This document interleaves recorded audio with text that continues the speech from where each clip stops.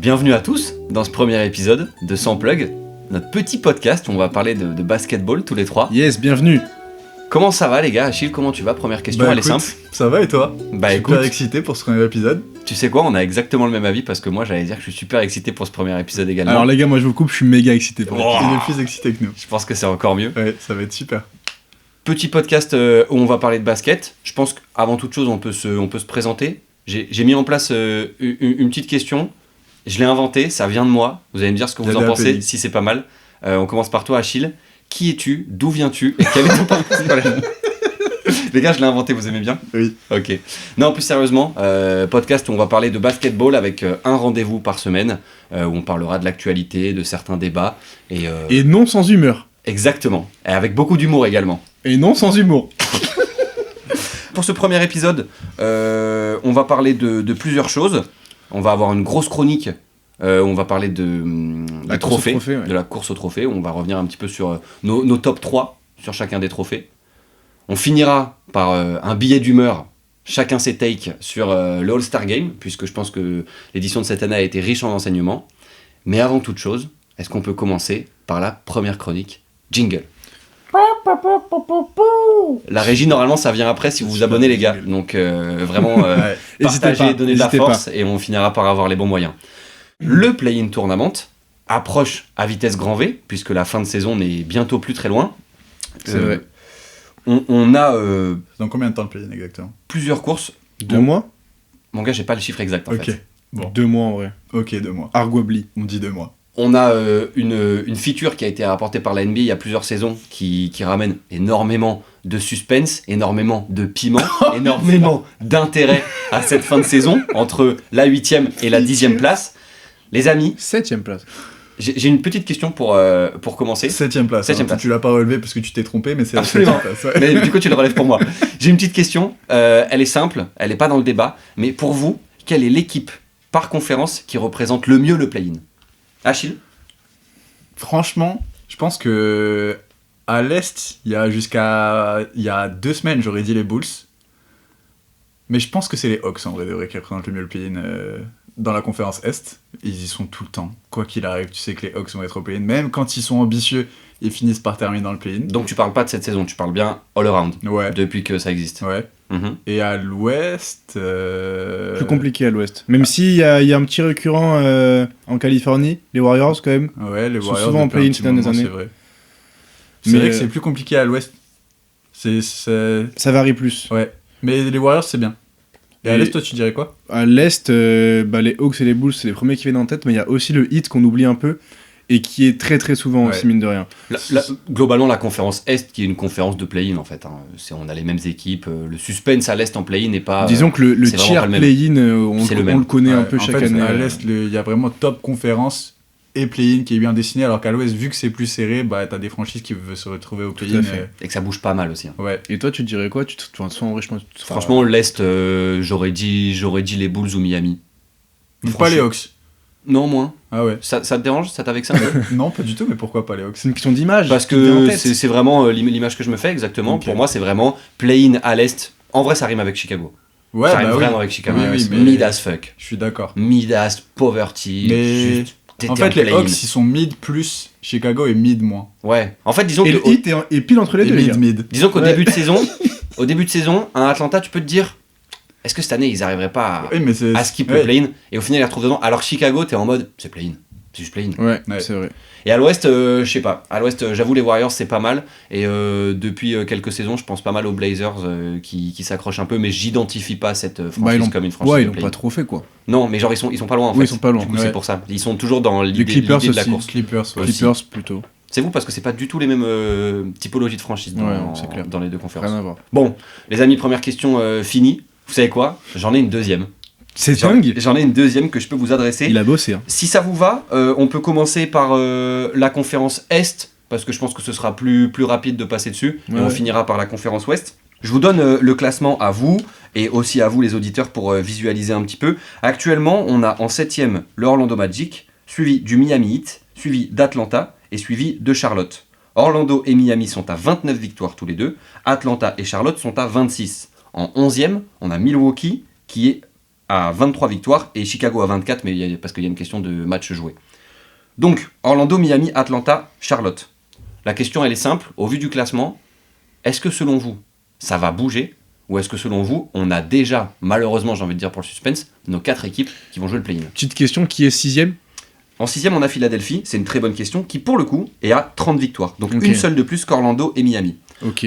Donc on se dirige visiblement pour avoir un suspense pour savoir qui va être play-in et pas play-off directement, plutôt que qui va gratter le play-in. Oui, parce que ça, les Hornets, deuxième place. on pense qu'ils ont déjà fait le boulot, globalement.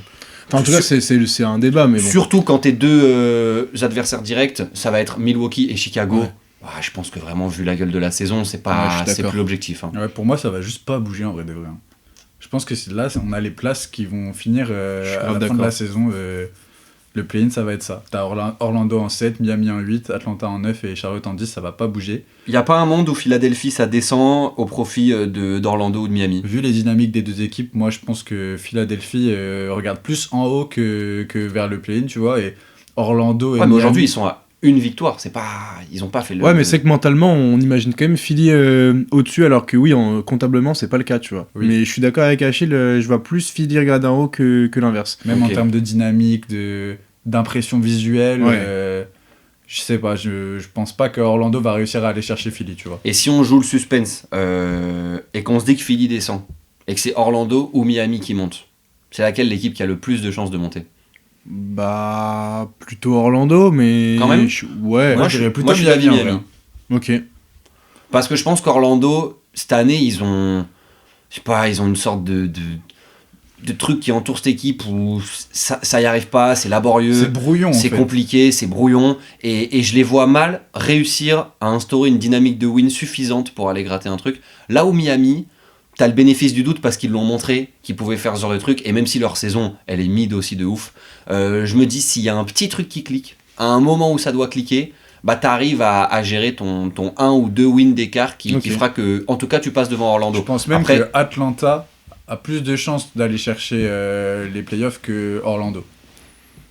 Je pense que Atlanta a plus de chances de passer devant que Orlando, je veux dire. Tu peux me rappeler l'écart entre Atlanta et Orlando, juste, te plaît ? Atlanta est à 27, Orlando et Miami sont à 29 au-dessus, Ok. et Charlotte est à 26. Et sachant que j'ai été regardé, il y a le truc de strength of schedule, en mode de quelles équipes ont les calendriers les plus faciles sur la fin de Ouais, saison. on parle Et français, par Atlanta contre. est strength of schedule, les forces de calendrier, si tu préfères. Et Atlanta est 3ème de ce classement-là. Donc ils ont un calendrier super facile et super abordable sur la fin de la saison, sur le papier. Ils vont jouer des équipes à plus petit bilan. Donc Jalen Johnson sur la fin de saison tourne en 36, 14, 15 normalement. Ouais, je pense que À peu Jalen près. Johnson sur la fin de saison, c'est Will Chamberlain Prime. en fait. Ok. Voilà. Mais moi, pour te répondre, je pense quand même que le Magic a plus de potentiel que le Heat, même si je suis d'accord avec vous que l'équipe me fait souffler, Ouais. tout comme vous, tu vois. Sur le potentiel, je suis d'accord, Mais mais, du coup, elle je est les mal vois- coachée. Il y a des mecs qui n'ont pas réussi à rentrer dans leur saison encore. Là où Miami, les choses sont en place en fait. Et s'il y a un run à faire, elle est plus apte à le faire tout de suite. Ouais, mais Miami a quand même eu la plus grosse streak de défaites d'affilée, je pense, entre les deux équipes. Il y a eu une période où ils en ont perdu, je pense, je sais pas, pas envie de dire de bêtises, pardon, mais je pense entre 6 et 10 matchs d'affilée, quoi. Ouais. Mais Parce qu'ils ont fait un gros début de saison, ils ont chuté d'un coup, là où Orlando, bah, ils sont juste mid, c'est-à-dire qu'ils font 3 wins d'affilée, 3 défaites d'affilée. oui, c'est ça. Et du coup, je sais pas, je me dis que en voyant les playoffs arriver, sachant qu'ils avaient plus d'objectifs que le Heat au début de saison, ça peut enclencher une mini dynamique pour au moins, pourquoi pas accrocher une 6ème place, même si j'y crois pas trop. Hein. Pour être sincère, je pense que Philly, ça reste tranquillement top 6. Oui, et je pense vraiment que 30 victoires, ça représente même pas nécessairement leur niveau parce qu'ils ont laissé sortir des trucs, ils ont laissé passer quelques wins, et surtout que dans le Tu parles roster... d'Orlando Hein Tu parles Non, d'Orlando non, je parle de Philly, pardon. Ah, ok. Que 30 wins, ils pourraient être à 32 aujourd'hui, Ouais. et on aurait un step visuel qui serait plus large, Oui, oui. parce qu'en plus, ils ont une équipe qui Monte en est censée régime. plus monter en puissance que les Complètement. autres équipes. Mais il y a pas Paul George qui est jusqu'à encore un petit moment, quand même, Effectivement. Oui. qui revenait bien. Qui joue au basket comme Robert Covington en ce moment. Donc bon, après. Oh, t'es dur. Non, il faisait ses petites stats et tout. En fait, il avait réussi à trouver un rôle qui lui allait Voilà, c'est ça, aujourd'hui je- avec ouais. les mecs sur qui tu sais que tu peux Le viser. rôle de Robert Covington. Non, vas-y. Dans ses grandes années. On pourrait faire un focus dans un prochain podcast sur les mecs qui nous ont surpris cette saison qu'on n'attendait pas comme ça, mais Joel Embiid, c'est vrai que sa saison, elle est... Très Il y a bonne. beaucoup de choses à dire. Elle quoi. est super encourageante en fait. Quand tu vois que le premier match il arrivait même pas à sauter et là il y a pas avant le All-Star break il a Il arrive à enchaîné les sauter. perfs à 40 points. Il a enchaîné des sacrés perfs. Ouais, il est bien dans son shoot. Bon, après c'est juste en défense, je pense qu'il retrouvera jamais l'impact Oui, qu'il ça, a oui. eu, mais tant qu'il peut stretch et réussir ces petits shoots mid-range, en fait, ça restera une menace trop importante pour le run, pour viser les playoffs ou même en playoffs. Si on fait juste un dernier coup de projecteur sur une équipe dont on n'a pas parlé, parce que là ils sont très bas, ils sont 10e, mais ils sont à une seule victoire d'Atlanta, ça va te faire plaisir à Achille, Charlotte. Ils ont eu une dynamique de dingue. Est-ce qu'ils ont surperformé ou pas, je sais pas. On les voit pas remonter dans le haut du play-in, sans dire qu'ils vont faire une dynamique de fou pour aller 6e, mais parce que là ils sont 10e, est-ce que vraiment Charlotte doit juste assurer sa 10e place, ou peut pas aller se coffrer, en fait, quand tu vois les équipes qui sont au-dessus, une 7e ou 8e place? Moi, Vas-y, j'aimerais Achille. bien y croire, mais je pense que là, ils ont fait le plus dur. Le push qu'ils devaient faire, ils l'ont fait là avec le gros mois de janvier-février qu'ils ont fait, la grosse série de victoires. À mon avis, ils vont se maintenir, ils ont trouvé comment jouer, ils ont trouvé leur identité. Mais une série de victoires comme on a vu avant le All-Star Break, ils vont pas réussir à la refaire, je pense. Donc, je pense pas qu'ils vont passer devant Atlanta. Non, mais cela dit, c'est l'équipe qui a fait la streak la plus conséquente de toutes ces équipes-là le plus récemment. Ouais. Donc, ils ont une meilleure dynamique. Donc, vu comme c'est très serré, il y a un monde où ils peuvent un petit peu monter s'ils restent un peu sur leur lancée sans pour autant avoir une série de victoires impressionnantes, tu vois. Mais après, ouais. Je pense que ça va être tellement serré que j'écarte pas le fait qu'ils soient 9 ou 8, tu vois. Mais même si ils ont déjà... Mais du Enfin, coup, si qui finissent 10, c'est descendrait très bien. Ben, pour le coup... Vraiment, à Miami, je suis pas extrêmement convaincu et je pense que ça peut continuer à être très mid au point de lâcher des matchs bêtes et au point de descendre un peu. Et du coup, au-dessus, on a Orlando qui est 7ème et Atlanta aussi. Ouais.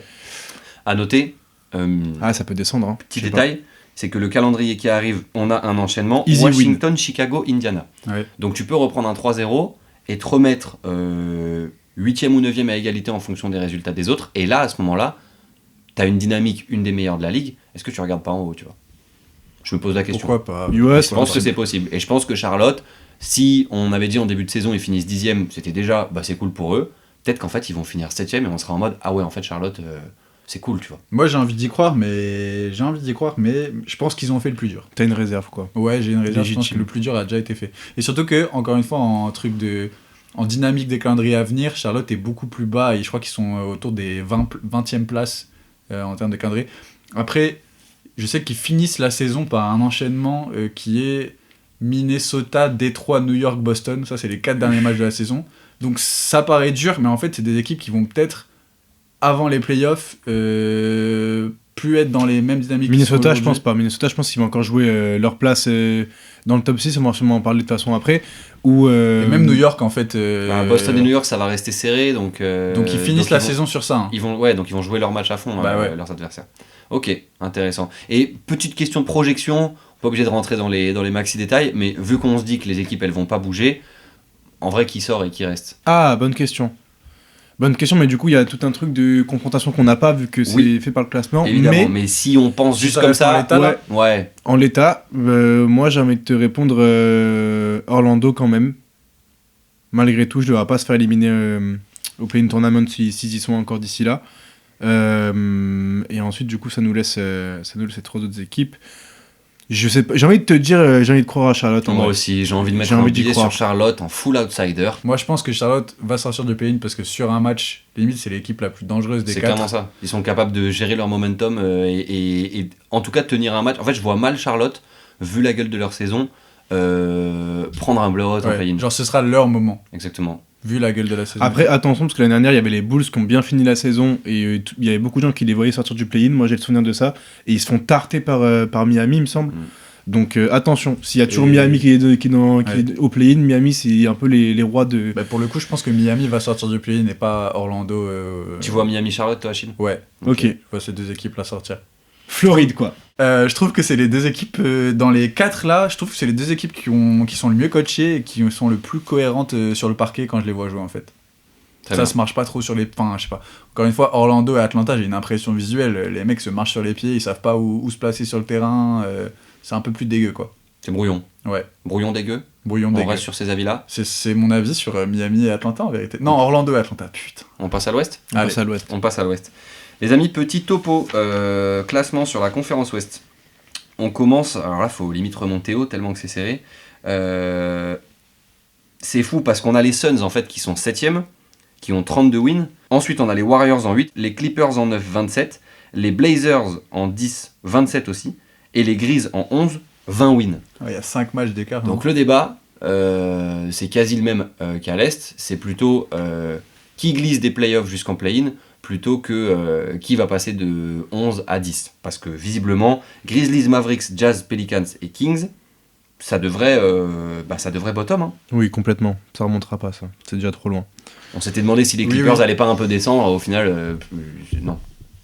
Non, ils ont même pas leur pic, donc ils ont même pas d'intérêt à ça, et ils ont une bonne dynamique là actuellement, donc non. Est-ce qu'on garde les 4, c'est ta question, concrètement? Ou si c'est pas le cas, qui descend? Pour moi, les 4 ne changent pas encore une fois.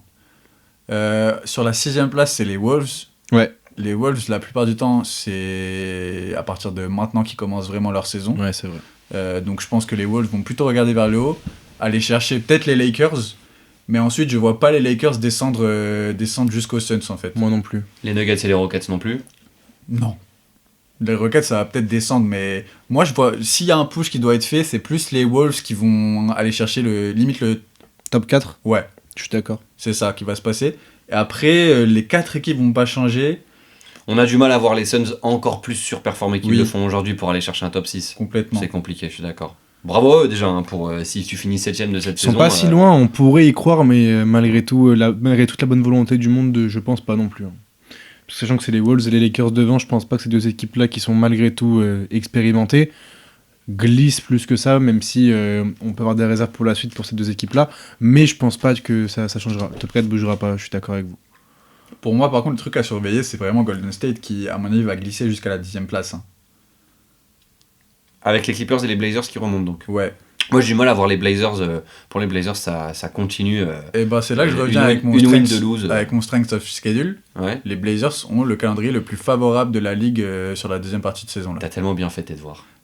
Je suis trop fier, gros. J'ai travaillé un petit peu. Donc de strength of schedules. Donc sur le strength of schedule. On peut le redire, Louis, est-ce que tu veux dire strength of schedule Non, moi je passe mon tour. Ok. Il a tué l'ambiance. Strength of schedule. Bah du coup, ils ont le meilleur calendrier, le calendrier le plus abordable sur la fin de la saison. Et ils ont rajouté Vit Krejci à la deadline. Qui est un super shooter à 3 points.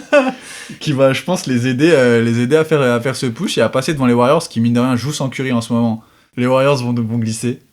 Et les Clippers, je sais pas trop comment jauger les Clippers en vérité. Bah moi j'ai un avis complètement différent, à savoir que je pense pas que les Blazers vont monter plus que ça. Je pense que ça finit 10. Sincèrement, je ne les vois pas bouger parce que malgré ta strength of schedule... Il l'a dit, les amis, il a fini par le dire. Bah, je pense que les Blazers, ça monte pas plus que ça. Les Warriors... Ouais, non, ça montera pas plus que ça. Et je pense que les Clippers vont jouer jusqu'au bout. Je viens de regarder dans le calendrier, pour ça je me suis un peu perdu. Les Blazers ont quand même perdu beaucoup de matchs contre des équipes faibles cette saison, donc je veux bien Vit Krejci, etc. C'est super, mais je pense pas que ça monte plus que ça face à des équipes expérimentées qui, on l'a dit tout à l'heure, sont globalement habituées au play-in, comme les Warriors et les Clippers. Donc je pense que ça finit 10. Je pense que ça finit 10 et les Warriors peuvent glisser, mais 9 quoi. Je pense peut-être que les Clippers passent 8, et encore je demande à voir. Mais voilà, je pense 10, 9, 8, ça reste ces équipes-là. Par contre, même question, si on prend 7, 8, 9, 10, qui sort et qui tège? Je pense que les Suns et les Clippers sortent du play-in. En l'état, sans penser match-up directement, rentrer dans les simulations pures. Les Warriors et les Blazers, l'aventure s'arrête au play-in. Hein. Donc pour toi, les Suns et les Clippers sont les deux meilleures équipes du play-in. Du play-in. Ouais. Okay. Je pense que c'est les deux meilleures équipes du play-in, je suis d'accord. Petite réserve, peut-être que les Warriors peuvent faire le coup de sortir du play-in pour... Oui, sur un match. Voilà, c'est ça. Je peux t'entendre en vrai. Mais les Suns, pour moi, c'est assez sécure le fait qu'ils sortent du play-in. On voit pas de choke des Suns qui surperforment, performent bien en saison régulière. Pour moi, ils surperforment pas en ce moment. C'est leur niveau. Hein, tu vois. Donc ils vont arriver en play-in et ils vont juste mettre la fessée à je sais pas quelle équipe Midas là va se retrouver en phase 2. Parce que, encore une fois, pour moi, c'est l'équipe des 4 là, la mieux coachée, la plus en place collectivement. Donc, et qui juste peut pas jouer le top 6 parce que devant c'est trop fort, mais qui joue plus dans cette team là que dans la team du reste. Ouais, parce que là, ça voudrait dire qu'ils jouent les Warriors chez eux, donc il faudrait qu'ils perdent ce match là, et après ils joueraient contre le vainqueur de Clippers Blazers. Faudrait qu'ils perdent 2 matchs, dont un à la maison contre les Warriors et un après contre les Clippers ou les Blazers. J'ai du mal à voir ça pour les Suns. J'aimerais bien voir un petit Warriors Clippers, je sais pas comment ça va bouger et tout, mais je trouve que ce serait marrant comme match. Je suis d'accord. Genre que ces deux franchises se retrouvent à s'affronter pour tenter d'aller en playoff. Ouais, c'est vrai. Ce serait quand même fou. Merci Adam Silver pour cette belle feature. Par contre, pour conclure, on se rend compte qu'on est le 20 février, qu'on est à peu près 2 mois du début du play-in, et qu'en fait on a déjà les équipes Mais qui tu sont sais quasi pourquoi fixées. Quoi. Parce Dis-moi. qu'on a des bottoms de conférence à partir de la place 11. Les projets sont clairement À l'arrêt. définis comme Ouais. aller chercher la loterie en Ouais. fait. Mais les nanas, il y avait plus de suspense quand même Oui, avec, un peu plus, avec les 11e et 12e même. Mais bon, Les amis, fin de cette première chronique sur les play-in. N'hésitez pas à nous mettre vos avis en commentaire. Vous pouvez, selon la plateforme sur laquelle vous écoutez, nous donner un petit peu vos avis sur qui sont vos équipes favorites qui sortiront de ce play-in pour aller jouer dans la cour des grands en play-off où il y a des séries en 7 et où il y a des matchs qui vont jusqu'au avec plein de bout, gros et joueurs puis qui vont après- jouer leur legacy on the Exactement, line. C'est ça, c'est ça pour va être ça qu'on complètement suit la dingue. NBA, les gars. Oh, j'ai hâte. Moi Et vous, aussi. vous avez hâte ou pas? Ok. On passe au trophée. Yes. C'est l'heure La du jingle. course au trophée. Les gars, on vous dit, mettez à fond de la force, des Et likes, après, tout ce que on vous aura une voulez. régie, on aura des jingles, on aura tout ce qu'il faut quoi. Absolument.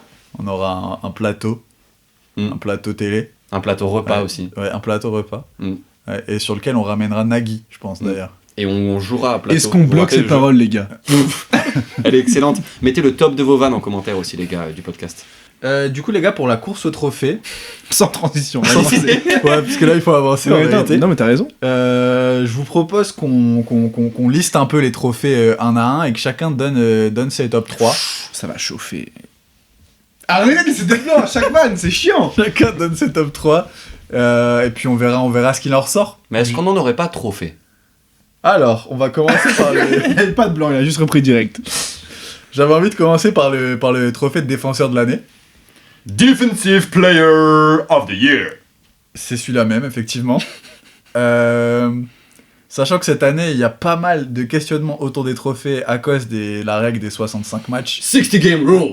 Tu vas tout faire comme En ça anglais, absolument. doublage anglais. 65. Bah moi j'arrête le podcast maintenant si c'est le cas en vérité. Non, arrête pas, continue. Ok, je continue. Parce qu'il y a la règle des 65 matchs pour l'inéligibilité et que ça concerne principalement 2 courses au trophée, dont celle des défenseurs de l'année. Les gars, j'ai envie de vous demander votre top 3. Déjà, vos places numéro 3. Toi, Louis, t'as qui en 3ème? Juste, donc on part du principe, on a fait la simulation en imaginant que s'il y a des joueurs, par exemple, qui sont à 2 ou 3 games de sortir de la règle des 65, on part du principe qu'ils peuvent sortir. On n'a pas pris en l'état. Moi, personnellement, j'ai pris en l'état. Moi, j'ai pris en l'état aussi. Mais j'ai mis d'autres noms en plus au cas où ça glisse, justement. Du coup, c'est qui ton 3ème, toi, Louis, de la course? Suspense. Je connais pas ce joueur, il joue. À Toronto. Ok. C'est Scotty Barnes Ok. que j'ai choisi en Ok, 3ème. Ok.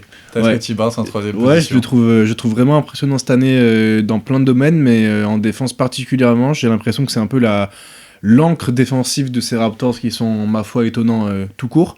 Donc Scotty Barnes en 3 pour moi. Je vais pas prendre la parole plus de temps que ça. Pas de. Arthur, t'as qui en top 3, un toi? petit peu plus d'argumentaire. On, Bah, j'ai- on égrène les top 3 et après on On verra débattra, pour les ouais. argumentaires. J'ai T'as un, qui en petit peu, 3ème? j'ai un petit peu hésité. Moi, c'est valeur de la sûreté, je dirais. Enfin, valeur de la sûreté, non, mais un joueur qu'on a déjà entendu dans ces débats, que moi je mets dans mon top 3, ce serait Evan Mobley, qui continue à faire Ok. une saison défensive correcte. Je pense que, en fait, il y a des noms qui ressortent plus haut, mais dans les noms qu'on mettrait dans les top 3, Ouais. l'arbitrage il s'est fait, et moi j'ai mis Evan Mobley. Il y a peut-être un monde où il est déjà inéligible par contre. Sans Ah. vouloir casser l'ambiance, c'est possible. Ça a un peu cassé l'ambiance. Je suis désolé, ça a cassé la je me tienne, casse de surtout, chez hein. moi. Je vous Non. laisse à 2. Non, reste. Ok, je reste. Arthur part. Ok. Arthur revient. Je vous laisse. Reviens, Ok, bah je reviens. Arthur. Moi, en numéro 3, personnellement, de cette course au trophée, j'ai Rudy Gobert. Parce que, mine Ça de rien, s'entend. encore une fois, la défense des Wolves cette saison, c'est très sérieux. Et encore une fois, Rudy Gobert tourne à, je crois, pas loin de 2 blocs par match, Ouais. sans compter la dissuasion dans la raquette qui est toujours aussi élite, en fait. Il a clairement changé leur défense depuis qu'il est arrivé. Ouais. Complètement. Et ce sera trop court pour viser plus haut, à mon avis, parce que Hunk, t'as fait ton temps. Mais t'es encore là, donc la 3ème place sera pour lui. Evan Mobley est à un match Ok. de le rater. Donc Ok. On partira du Je pense principe qu'il qu'Evan fera pas Mobley dedans. ne sera pas top 3. Ok. Je pense qu'il y a moins de suspense pour nos top 2, mais allons-y. T'as qui en top 2, toi, Louis? 2ème, j'ai Chet Holmgren. Ouais, Ouais, pareil. bah moi aussi. Honnêtement. C'est le choix de la raison, le choix logique. En vrai, c'est le mec qui sera deep si Wemby Surtout- glisse parce qu'il ne va pas faire plus de suspense. On a tout Wemby en 1. Oui, oui. Donc, Clairement, OMB en 1. En vrai, à part les matchs, qu'est-ce qui peut empêcher Wemby d'être défenseur de l'année cette saison? Rien. Les matchs. littéralement. Ouais, mais à part ça, Attends, laisse-moi réfléchir. Je pense que les matchs, ça peut poser problème. Ok. hein, donc, À part les matchs, les gars, qu'est-ce Non, qui mais de toute façon, empêcher en vrai, le DPOI, c'est le trophée qui va juste appartenir à Wemby pendant X saisons dans la ligue. À part Sauf s'ils ont un truc de s'il lassitude. manque des matchs, notamment. Ah, c'est vrai que ça peut Ça peut l'empêcher de l'aider, prendre le ouais, trophée, ouais. les matchs. Donc Chet Holmgren top 2 et Wemby top 1. Chet Ouais. Holmgren, est-ce qu'on peut un peu focus sur sa saison quand même parce que, Juste, c'est l'encre défensive de la meilleure défense de la ligue, en fait. Bah ça se tient, c'est un putain d'argument. Ouais. On est tous d'accord. Donc tu s'il m'imagines, n'y avait pas un mec qui faisait 6 comptes par match devant, il serait défenseur de l'année, mais bon.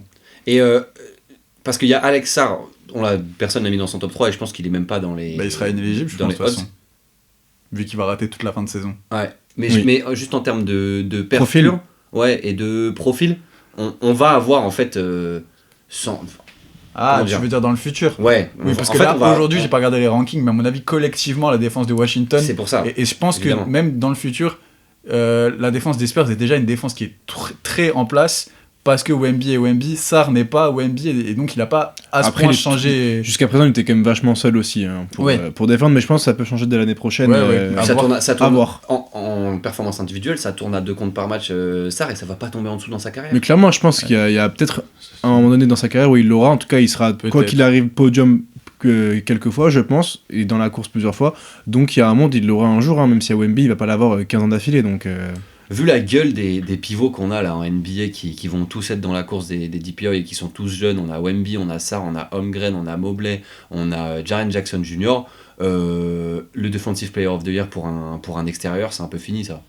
Bah après, tout dépend en vrai. D'ailleurs, on n'a pas parlé du tout dans ce C'est quand même top des 3 freaks de ouf là.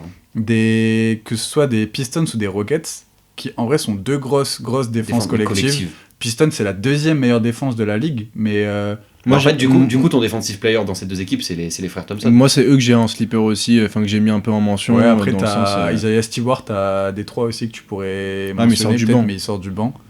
Et en fait, c'est plus des grosses il défenses scoltine collectives qu'autre quand même chose. toujours le meilleur extérieur adverse Ouais. au Sarr. hein. Et du coup, pour aller dans ta question, Arthur, Et à l'inverse, amène à Houston, c'est la même chose aussi. donc si on a des extérieurs qui pourraient aller chercher un DPI, je pense que c'est les frères Thompson en vrai. Là, sur les années qui arrivent, vu ce qu'ils montrent en fait, on n'est pas à l'abri. Encore une fois, avec les inéligibilités, C'est les ça, trucs de ça va match et beaucoup tout, jouer, tu vois, hein. on n'est pas à l'abri. Ouais. Complet. Mais globalement, il est pour Wemby sur les 10 prochaines années, les 20 prochaines années. Un dernier truc sur Chet que j'ai envie de souligner quand même, au cas où il est deep si Wemby manque des matchs. Il en aurait de la chat quand même. Et j'ai bien aimé moi en vrai. Vu qu'il y a quand même pas mal d'absents à OKC entre Jalen Williams qui a beaucoup de galères et même Shea très récemment, mais j'insiste sur Jalen Williams, je pense que ça se voit encore plus fort à quel point il est important défensivement Chet, parce que Jalen Williams est très sous-estimé en défense et que tous les joueurs d'OKC le considèrent à peu près tous comme leur meilleur défenseur. Ouais. Donc c'est pas pour rien s'ils sont encore au top défensivement, c'est quand même parce qu'ils ont un pivot qui continue de progresser dans la raquette défensivement. Clairement. On enchaîne Ça va être effrayant en vrai. On a beaucoup parlé de la potentielle rivalité Elle sera Spurs, surtout là. OKC et tout, mais franchement la rivalité de Chet Wemby, popcorn hein, sur les prochaines années les gars. On va se régaler. On passe au MIP les frères, si vous On êtes passe chaud. au MIP de ouf. Ok. Passe au MIP. On va pas se mentir, on s'en branle un peu, mais bon, on va quand même le Respecte. faire. Respecte. Ok. En vrai, Ok. avis sur le trophée du MIP. J'adore moi. Il a du buzz. je Ouais, trouve. c'est vrai. C'est bien. vrai. En fait, en fait, personne s'en branle de ce trophée, hein, il est vraiment super. genre. Mais je pense que Wemby, ce sera les matchs qui pourraient lui manquer quand même pour être JP. En fait, c'est le seul truc qui peut l'empêcher, à part les matchs. C'est Peut-être le- les matchs. Ouais, Ouais. c'est vrai, parce que sinon il y a quand même tout dans le magasin pour être Sauf Deep les matchs. Ouais, la présence, voilà, parce Les gars, on est Ouais, revenu en arrière, on était sur le MIP. Non, mais ce soir. c'est quand même une qualité d'être présent sur le terrain, donc... Tout à l'heure, j'ai commencé par Louis, cette fois, j'ai commencé par Arthur. Arthur, t'as qui en 3ème position de cette course au trophée de meilleure progression de l'année? Je me suis un petit peu refait les noms. Mon top 3. En fait, j'ai mon top 3, mais je sais pas exactement Ouais, dans mais quel là, je ordre veux je juste le ta mets. 3ème place en vérité. Oui, je sais, mais j'ai mon top 3, mais je sais pas dans quel ordre je le mets. Ouais, mais je veux juste ta 3ème Donc, place, moi. tu me laisses un petit temps de réflexion. Ouais, mais il fallait réfléchir avant d'arriver.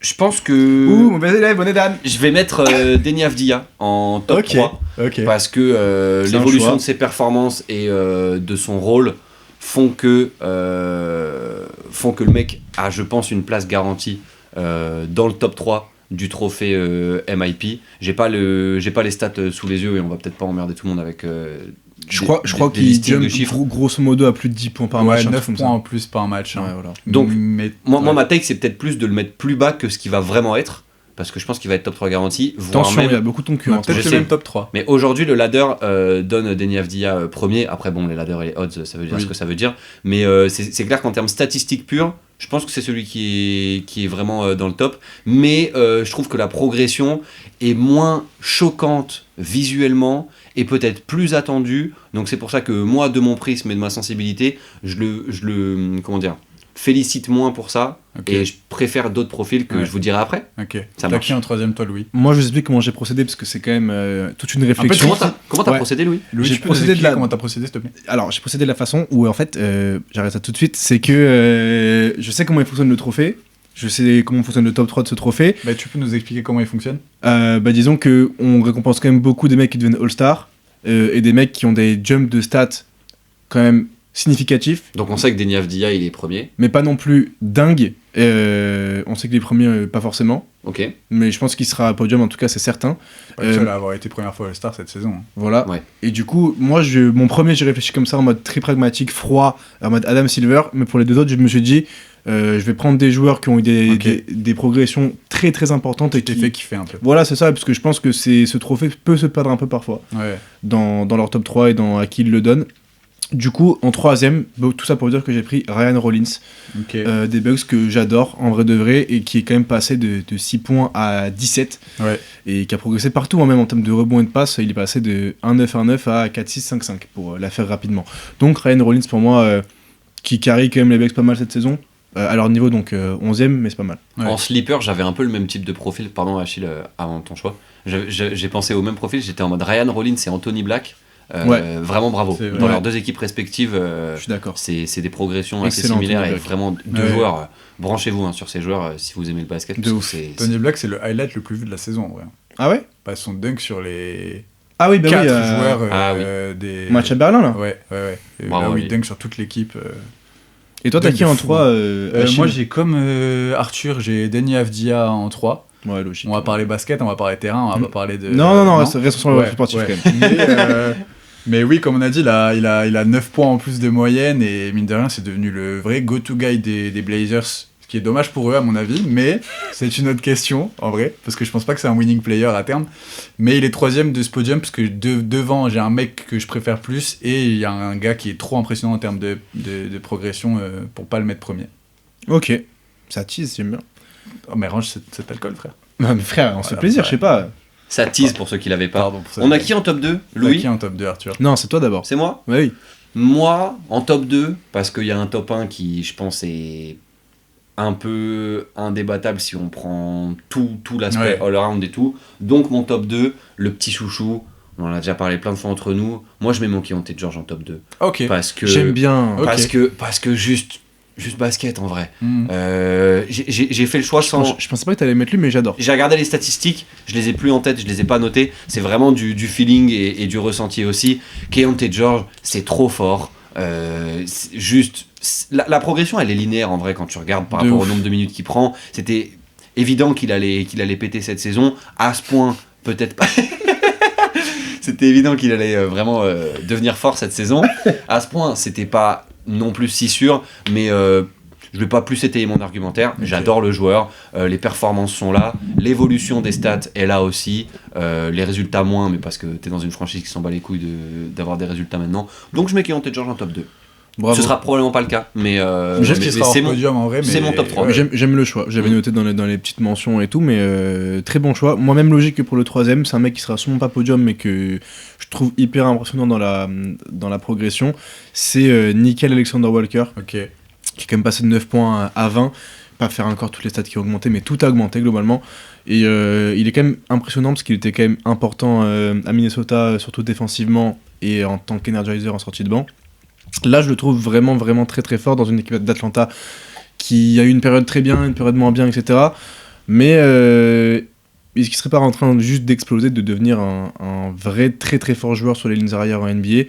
Je me pose la question. Ouais. Même je trouve qu'il est en train de Il y a un vrai bon two-way, quoi. s'affirmer en tant que très bon créateur aussi. Ce il est surtout créateur pour les autres aussi, je trouve, cette saison, ce qu'il est devenu, et ce pourquoi il n'était pas forcément réputé avant, à mon avis. Il y a une passe de plus en moyenne, je l'ai noté. Okay. Est-ce que cette saison, elle marque le changement de plafond en termes de rôle de joueur pour Nickeil Alexander-Walker, où on l'imaginait plus devenir à terme un super bon role player, et que là, t'es en mode, est-ce que c'est pas genre en vrai...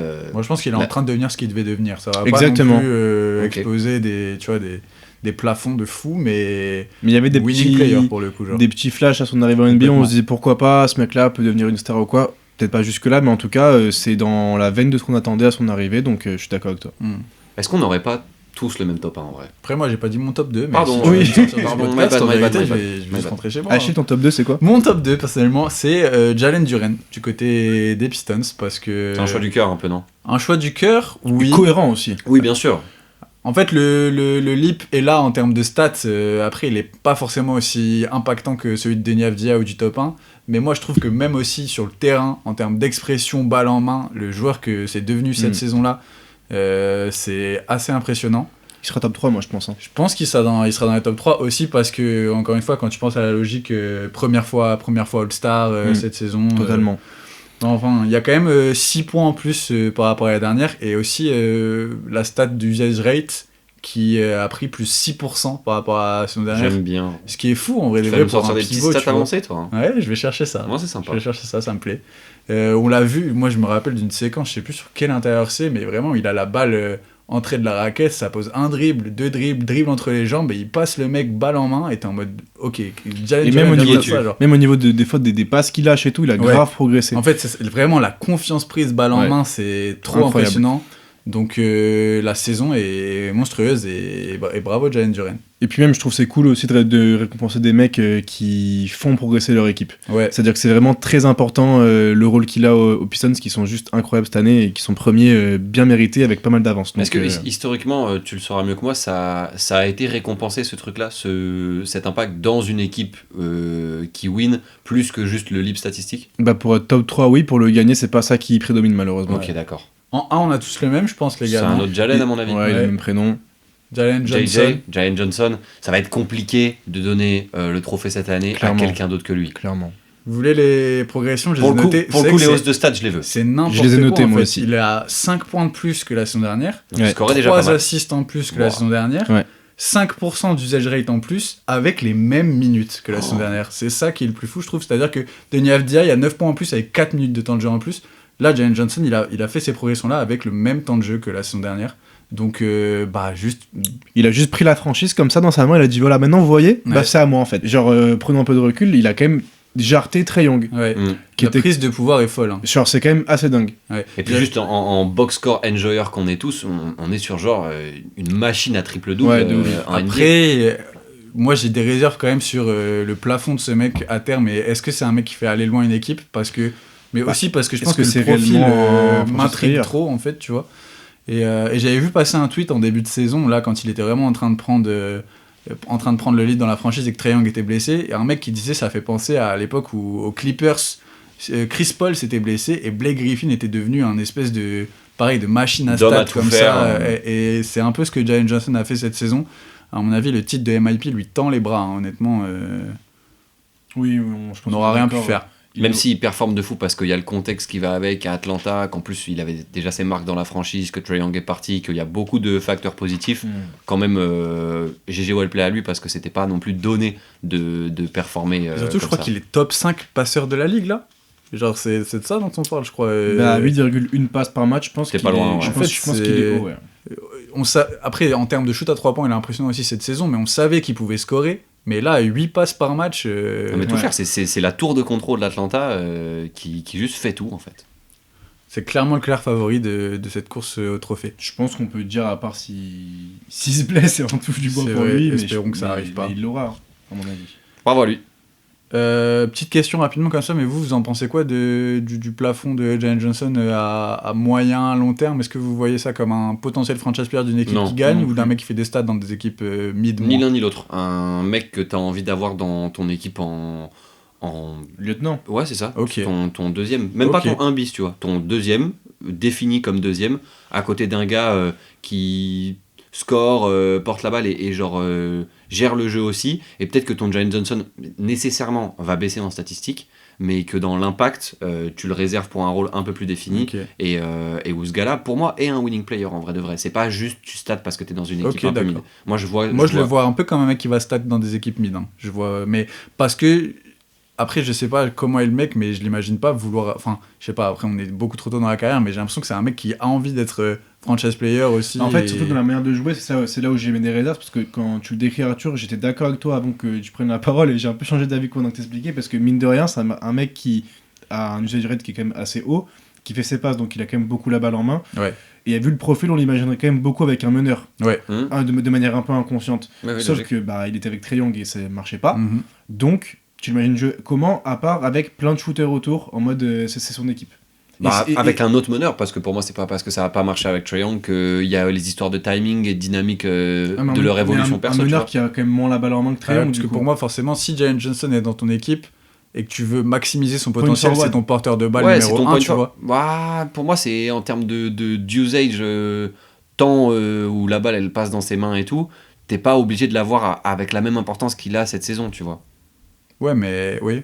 Oui, oui. C'est pas nécessaire de lui donner autant la balle et Mais du et coup, est-ce que tu. t'as pas besoin d'avoir les statistiques actuelles de Jalen Johnson pour que ce mec-là Ouais, mais reste un winning player. Son profil reste ça, tu vois. Moi, c'est ça qui, Ouais. qui me fait douter, où je me dis, du coup, peut-être que ce gars, c'est le mec que t'as envie d'entourer de plein de shooters et tu vois ce que ça donne, mais du coup, ça. Dans l'option où du coup t'en fais un gars qui score dans une poverty franchise, quoi. Bah Ouais. voilà, Ouais. dans cette vision-là, je pense pas que ce mec-là, soit ce genre de joueur dans une équipe qui va loin, quoi. Ouais. Bah, pour moi, ça dépend du rôle qu'un coach lui attribuera et pas nécessairement de son niveau de jeu à lui et de son implication à lui, tu vois. Après, l'avenir nous le dira aussi. Ouais, mais je pense que bah- la trajectoire de carrière est super intrigante, quoi. Ouais. Ouais.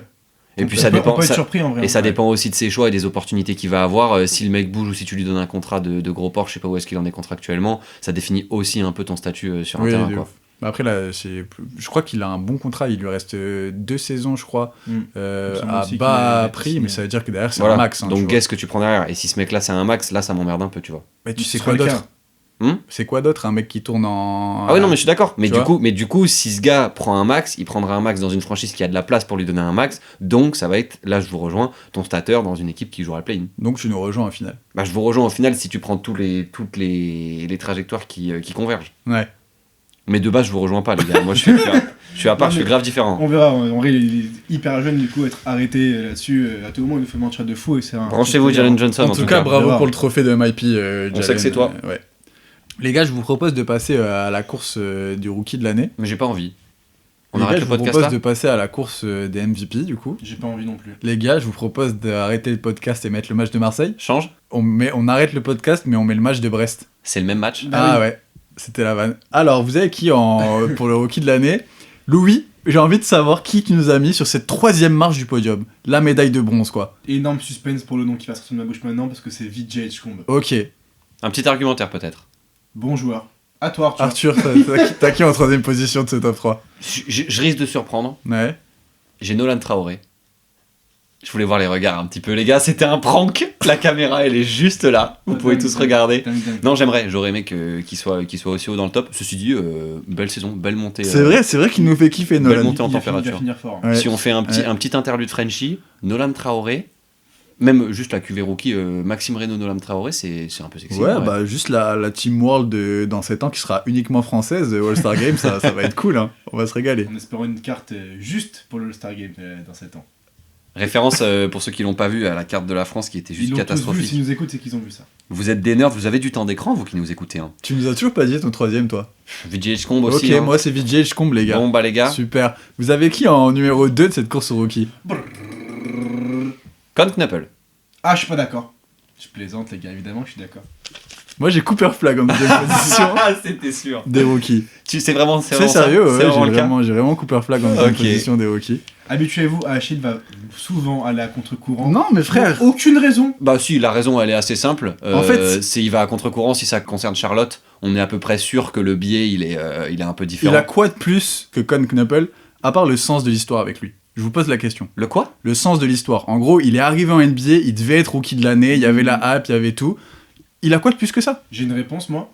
Beaucoup de choses pour moi. quoi. Le niveau. Ouais. J'adore Knuppel en plus, j'arrive pas à parler. J'adore Knuppel en plus, premier degré, c'est un bête de joueur et je le kiffe. Mais tu vois déjà la différence entre les deux à l'instant T.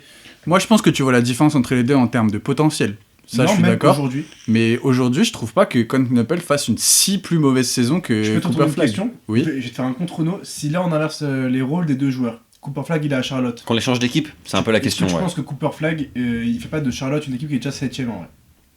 Et qui tourne genre à des stats encore plus hard parce que Pas bah, forcément, bah, Ouais, oui, non, tournerait- parce que bah à non, côté de je lui pense ça que pour le ça coup, sert. en termes de stats, je pense que Knuppel serait encore plus impressionnant à Dallas pour le coup.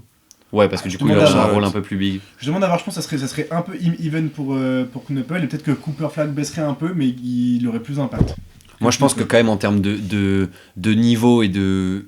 Et franchement c'est pas du tout pour mépriser Knuppel, c'est abuser le niveau de jeu que Oui. ce mec a. Oui, on va Mais répéter, le c'est un problème bête de c'est que si t'enlèves même tout storytelling, le niveau que Cooper Flag a, ben c'est encore plus abusé. Genre juste dans l'image que ça renvoie, le gars, comment il est présent de partout, comment il est all around à la mort, comment il est déjà en train de bully des pères de famille physiquement. Mais comme alors, Knuppel aussi fait ça. Hein. Oui, je sais, mais sauf que Comme c'est... Knuppel aussi bully des pères de famille, gros. Il est même sur des bases all-time en termes de tir à 3 points rentrés.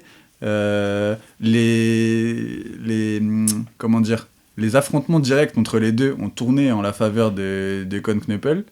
Ouais, mais ça, je- c'est pas... les C'est une équipes- histoire d'équipe, quoi. Ouais, quand même. Je l'entends, mais Mais même- c'était extrêmement serré la dernière fois qu'ils sont joués où les deux ont fait des perfs de fou. C'était en prolongation, il me semble. Donc voilà, pour moi, l'argument tient moins. Avec tout le respect que j'ai pour toi, je t'adore. Non, mais après, j'ai un peu mis Knuppel pour créer le débat Oui, aussi. je En vrai, me de vrai. C'est pour Cooper Flag cette saison, tu vois, mais Si tu veux comparer des trucs comme ça, même, ça rentre pas beaucoup en compte pour ce titre-là. C'est mais, vrai. Mais vu qu'on compare les joueurs défensivement, Cooper Flag est déjà un top joueur NBA. Quoi. ouais. Après, là où je te rejoins, c'est... Je pense que c'est pas ce qui fait qu'on prend cette décision, mais il y a un biais certain aussi lié au plafond où tu sais que Cooper Flag a un potentiel Je all-time suis pas d'accord. de bâtard et où genre ça rentre dans l'appréciation aujourd'hui où en fait en même temps que tu vois le mec et son niveau actuel, tu vois aussi ce que ça va devenir dans 6 mois, là où Knuppel va avoir une évolution de dingue, mais comme c'est pas le même profil de joueur et le même type de joueur en termes de basketball, t'as déjà un peu plus les highlights de ce que Knuppel est et sera. Là où Cooper Flag va encore plus monter dans tout et va juste être genre le joueur, tu Moi, vois. je pense que ça joue un peu, ça, ce que tu dis, t'as raison. Mais je suis pas d'accord dans le sens où il y a trop de contre-exemples là-dessus. Trop de contre-exemples de mecs qui sont draftés premiers parce que on pense que c'est vraiment des phénomènes et qui sont pas rookies de l'année parce qu'il y a des mecs qui juste performent plus qu'eux en première année, tu vois. Sans dire que c'est des meilleurs joueurs, mais ils performent plus en première année. Donc je suis à Ah moitié non, mais d'accord. moi je suis... Genre, je pense pas que ça rentre tant que ça en compte. En fait, je pense que c'est vraiment juste là de façon pragmatique et froide. Le niveau de jeu et les stats de Cooper Flag font que, tu vois. Même si on sait évidemment. Après, les stats, encore une Les fois, stats, sont c'est pas close, hein. si, Les stats c'est close et c'est assez close, surprenant. Mais je pense que ça a C'est- monté encore pour En Cooper fait, Flag, t'as les gars. Cooper Flag C'est qui est ça. en Ça va monter. 20-6-4 et t'as Knuppel qui est en 19-5-3. Ça va monter En fait, pour Knuppel Cooper Flag. a une sorte de régularité. Il a commencé plus fort aussi. Ouais, ils ont pas fait la même saison. Et Knuppel, Knuppel il est a en 48, 43, 90 aussi en termes de Damn. pourcentage. Oh, C'est n'importe 48, quoi. 43, C'est un 90. Non, mais c'est un putain de phénomène. dégueulasse. Ouais. C'est un phénomène, on va le redire et mettre du respect sur son nom. C'est un putain de joueur qui va avoir une putain de carrière et qui sera plus qu'un shooter comme on peut le penser. Voilà. En tout cas, pas nous parce qu'on regarde des matchs, mais comme peuvent le penser la Team Box Score, tu vois. Mais Mais du après, coup, je suis d'accord avec vous, la montée en puissance de Cooper Flag est trop impressionnante. Voilà, et je Il y pense a aussi 2 que... mois, il y a 2 mois, j'aurais été vraiment premier degré avec Knuppel Même moi, je suis en d'accord. première place. Pareil. Aujourd'hui, il y a eu des matchs, il y a eu des séquences dans des matchs où Cooper Flag a juste crevé l'écran, c'est abusé. Et où aujourd'hui à Dallas, à part jouer sur Cooper Flag, t'as pas d'autre choix, tu vois. Avec tout le respect pour Najee Marshall, même s'il fait des bons matchs, tu te passes C'est la balle à son Cooper équipe. Flag. Alors que Ah, il y a Klay Thompson quand même. alors qu'à Charlotte, ça peut, on coupera ça.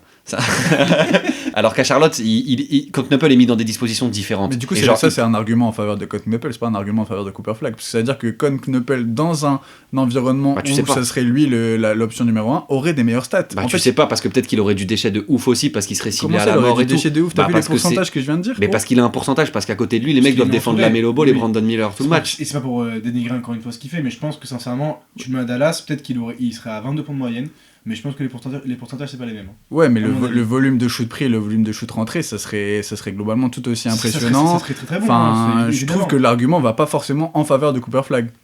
Oui, parce que du coup, en gros, Cooper Flag bénéficie du fait qu'il a un énorme usage rate et que du coup, il peut faire ses stats. Ouais. De toute selon façon, toi. ce genre de truc, ça va dans les deux sens. Soit t'as un mec qui est bien entouré et du coup ça joue contre Oui. lui et en même temps pour lui, et soit t'as un mec Ouais. qui c'est son équipe et ça joue pour lui et en même temps contre lui. Mais du coup, dans la situation actuelle, méga respect à Knuckle pour la saison qu'il fait. Et en plus, on Le dit rookie il est, de mis, l'année. il est mis dans des bonnes Mec qui dispositions. force. Il est mis dans des dispositions à Charlotte. Oui, il tu a vois. Charlotte, Genre, les gars, c'est on en pas, parlait c'est comme pas s'il non plus était- dans une Non, top bien team. sûr, Non, mais c'est- on est c'est corda. s'il était à Denver, C'est quoi. aussi sa présence qui fait que. Qui a fait de cette équipe l'équipe Voilà, que Charlotte est exactement. devenue, Et tu ce vois. qui est Exactement. ouf, c'est que contre Knuckle, même si tu observes la NBA, les scouting reports, c'est que tu sais que le joueur va performer à ce point. Ouais, ça, C'est vrai que personne s'y le grand attendait. public s'y Ouais. attendait pas. Ouais. Tu te disais que le gars, pour moi, c'était un typique player de bonne saison rookie, des flashs et progression assez linéaire et breakout season en saison 3. Là, si sa breakout season c'est aussi la saison 3, ça va être quoi ses stats, tu vois ce que je veux J'ai dire? un grand respect à ce qu'il fait parce que dans 80% des saisons, il est rookie de l'année avec ce genre de truc. Ouais, Ah, mais complet. complètement. Ça joue aussi en la défaveur de Knuckle de pas être attendu au début de la saison. Là où Tu tout le crois monde. Ouais. Ouais, ça je peux un peu capter. Parce Là où que du tout coup, le il y a monde- le truc de c'est Parce surprenant. que du coup, donc, en termes de favori à gagner le trophée, Ouais, tu de pars de plus storytelling loin pur. en fait. Tu Ouais. vois. Ouais, mais du coup, le choc il est encore plus gros, tu vois. C'est pas Ouais, vrai. mais. Ouais, mais du coup, si t'arrives ben, deuxième, c'est déjà ton plafond de résultat est en mode GG, t'as été deuxième, personne t'attendait deuxième du Rookie of the Year. Ouais, je suis à moitié. Après, d'accord. là, je pense que c'est des avis de spectateurs. Les votants réfléchissent pas comme ça en vrai de vrai. Non. Peut-être pas. Je vous propose de passer au trophée de sixième homme de l'année, parce que je pense qu'on a dit tout ce qu'il y avait à dire sur Ouais, les on n'a rookies. pas de petites mentions honorables qui peuvent aller chatouiller VJ Edgecombe. Non, mais en tout cas. Derrick Queen, à la limite. GG Wellplay à Dylan Harper, Dylan Trey Johnson Harper, et mais- Ace Bailey ouais. qui sont mes petits coups de cœur de la c'est vrai. Ace Bailey, putain. Et Trey Kiffant Johnson ce aussi. mec. Hein. Tu Très kiffes bien, Ace ça. Bailey, toi. Ouais, j'aime trop Ace Bailey. Branchez-vous Ace Bailey, les gars. C'est réel. Branchez-vous Utah Jazz.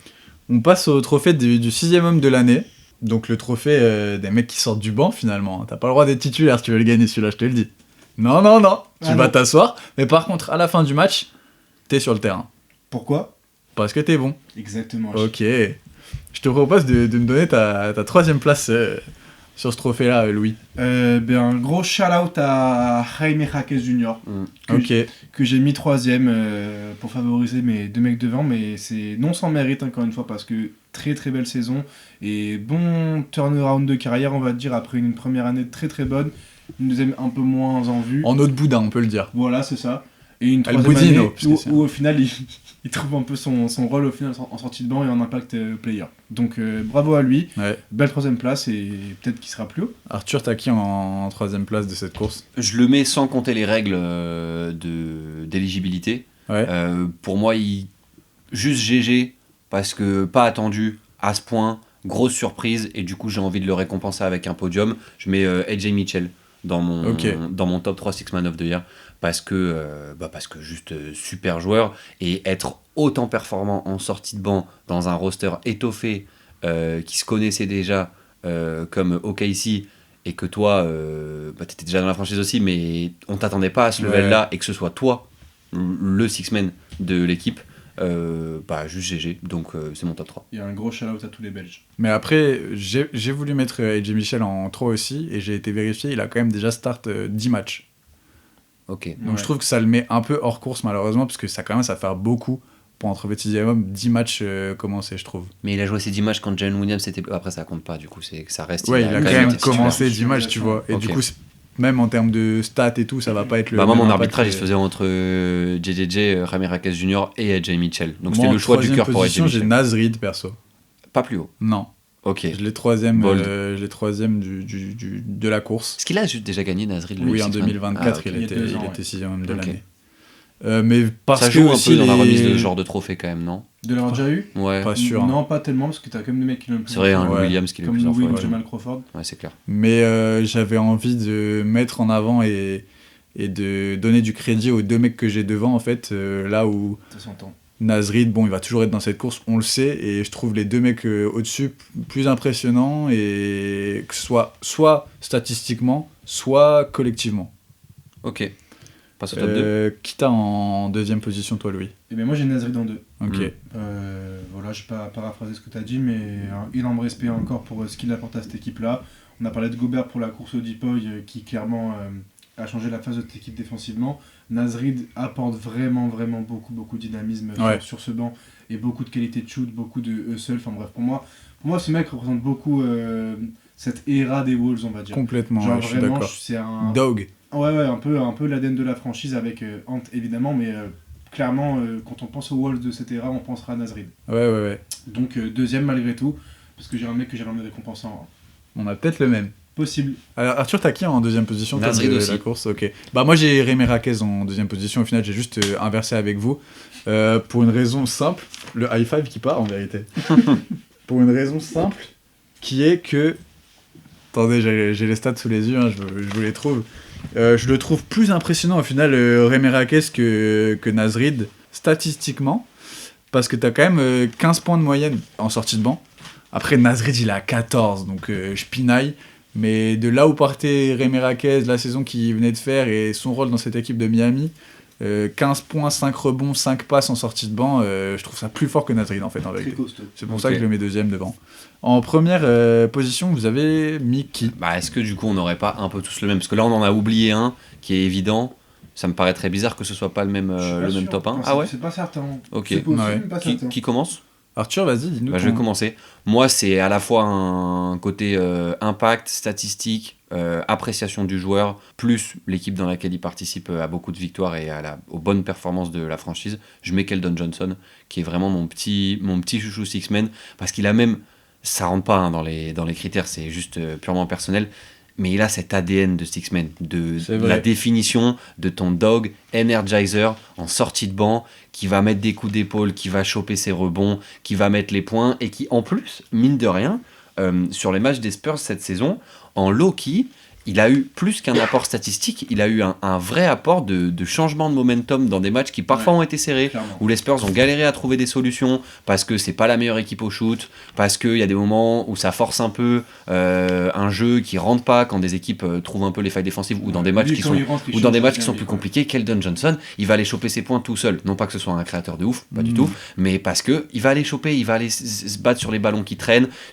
et c'est tout ce que tu as besoin dans une équipe, surtout dans une équipe comme les Spurs qui est jeune et qui parfois peut avoir des petites sautes de déconcentration ou tomber dans l'aisance de leur jeu, tu vois. Et pour moi, Keldon Johnson, top 1 Six Man of the Year, mais je sais pas s'il le sera vraiment, parce que dans les statistiques, il est en dessous de ce qu'on a dit, tu vois. Il a même pas 14 points. T'as qui en 1, Louis? Et j'ai aussi Keldon Johnson en 1 en vérité. Okay. Après, je suis d'accord, mais gros, j'arrive pas à dire ce mot en fait. Statistiquement. Du point de vue des stats, en vérité, Keldon Johnson il est moins impressionnant, mais pour tout ce que t'as dit, Arthur, moi je suis complètement d'accord. Il mérite ce trophée.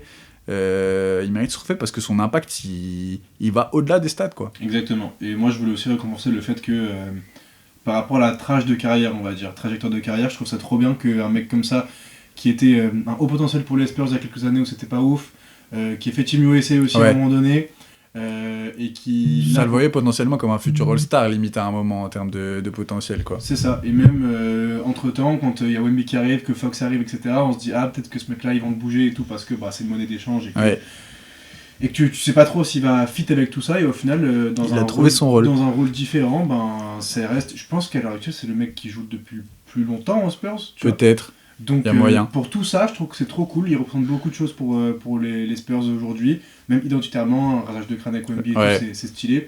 Du coup, état d'esprit irréprochable. Très bon gars, je pense. Très bon coéquipier, je pense. Ouais, on en parlait tout à l'heure en termes de winning player. Keldon Johnson rentre clairement dans cette catégorie parce que tu t'en fous de lui. Là, cette gueule en tout cas de winning player. Qui va rentrer, qui va te faire basculer le momentum. Et en plus, je trouve que ce serait sympa de lui donner cette saison, parce que si on projette un tout petit peu, les Spurs ils vont avoir un effectif rodé où Keldon Johnson va avoir un rôle défini, et peut-être que il sera moins haut dans des podiums de Six Man of the Year dans les saisons à venir, là où un Jaime Raquez Jr. par exemple, et même Nasrid peut être amené à être ou Nasrid regagne un trophée, peut être amené à être des joueurs qui vont être dans la course toutes les années, parce que leur rôle c'est ça, là où Keldon Johnson, tu sais pas, t'as Stephen Castle, t'as Dylan Harper, t'as Jalen Fox, t'as des mecs qui vont stater à la mort, il aura peut-être moins de stats, moins cet impact là, où cette saison il bénéficie du contexte et du timing, où c'est maintenant qu'il a ce rôle-là, et où du coup je trouve que ce serait cool de récompenser cette année, quoi.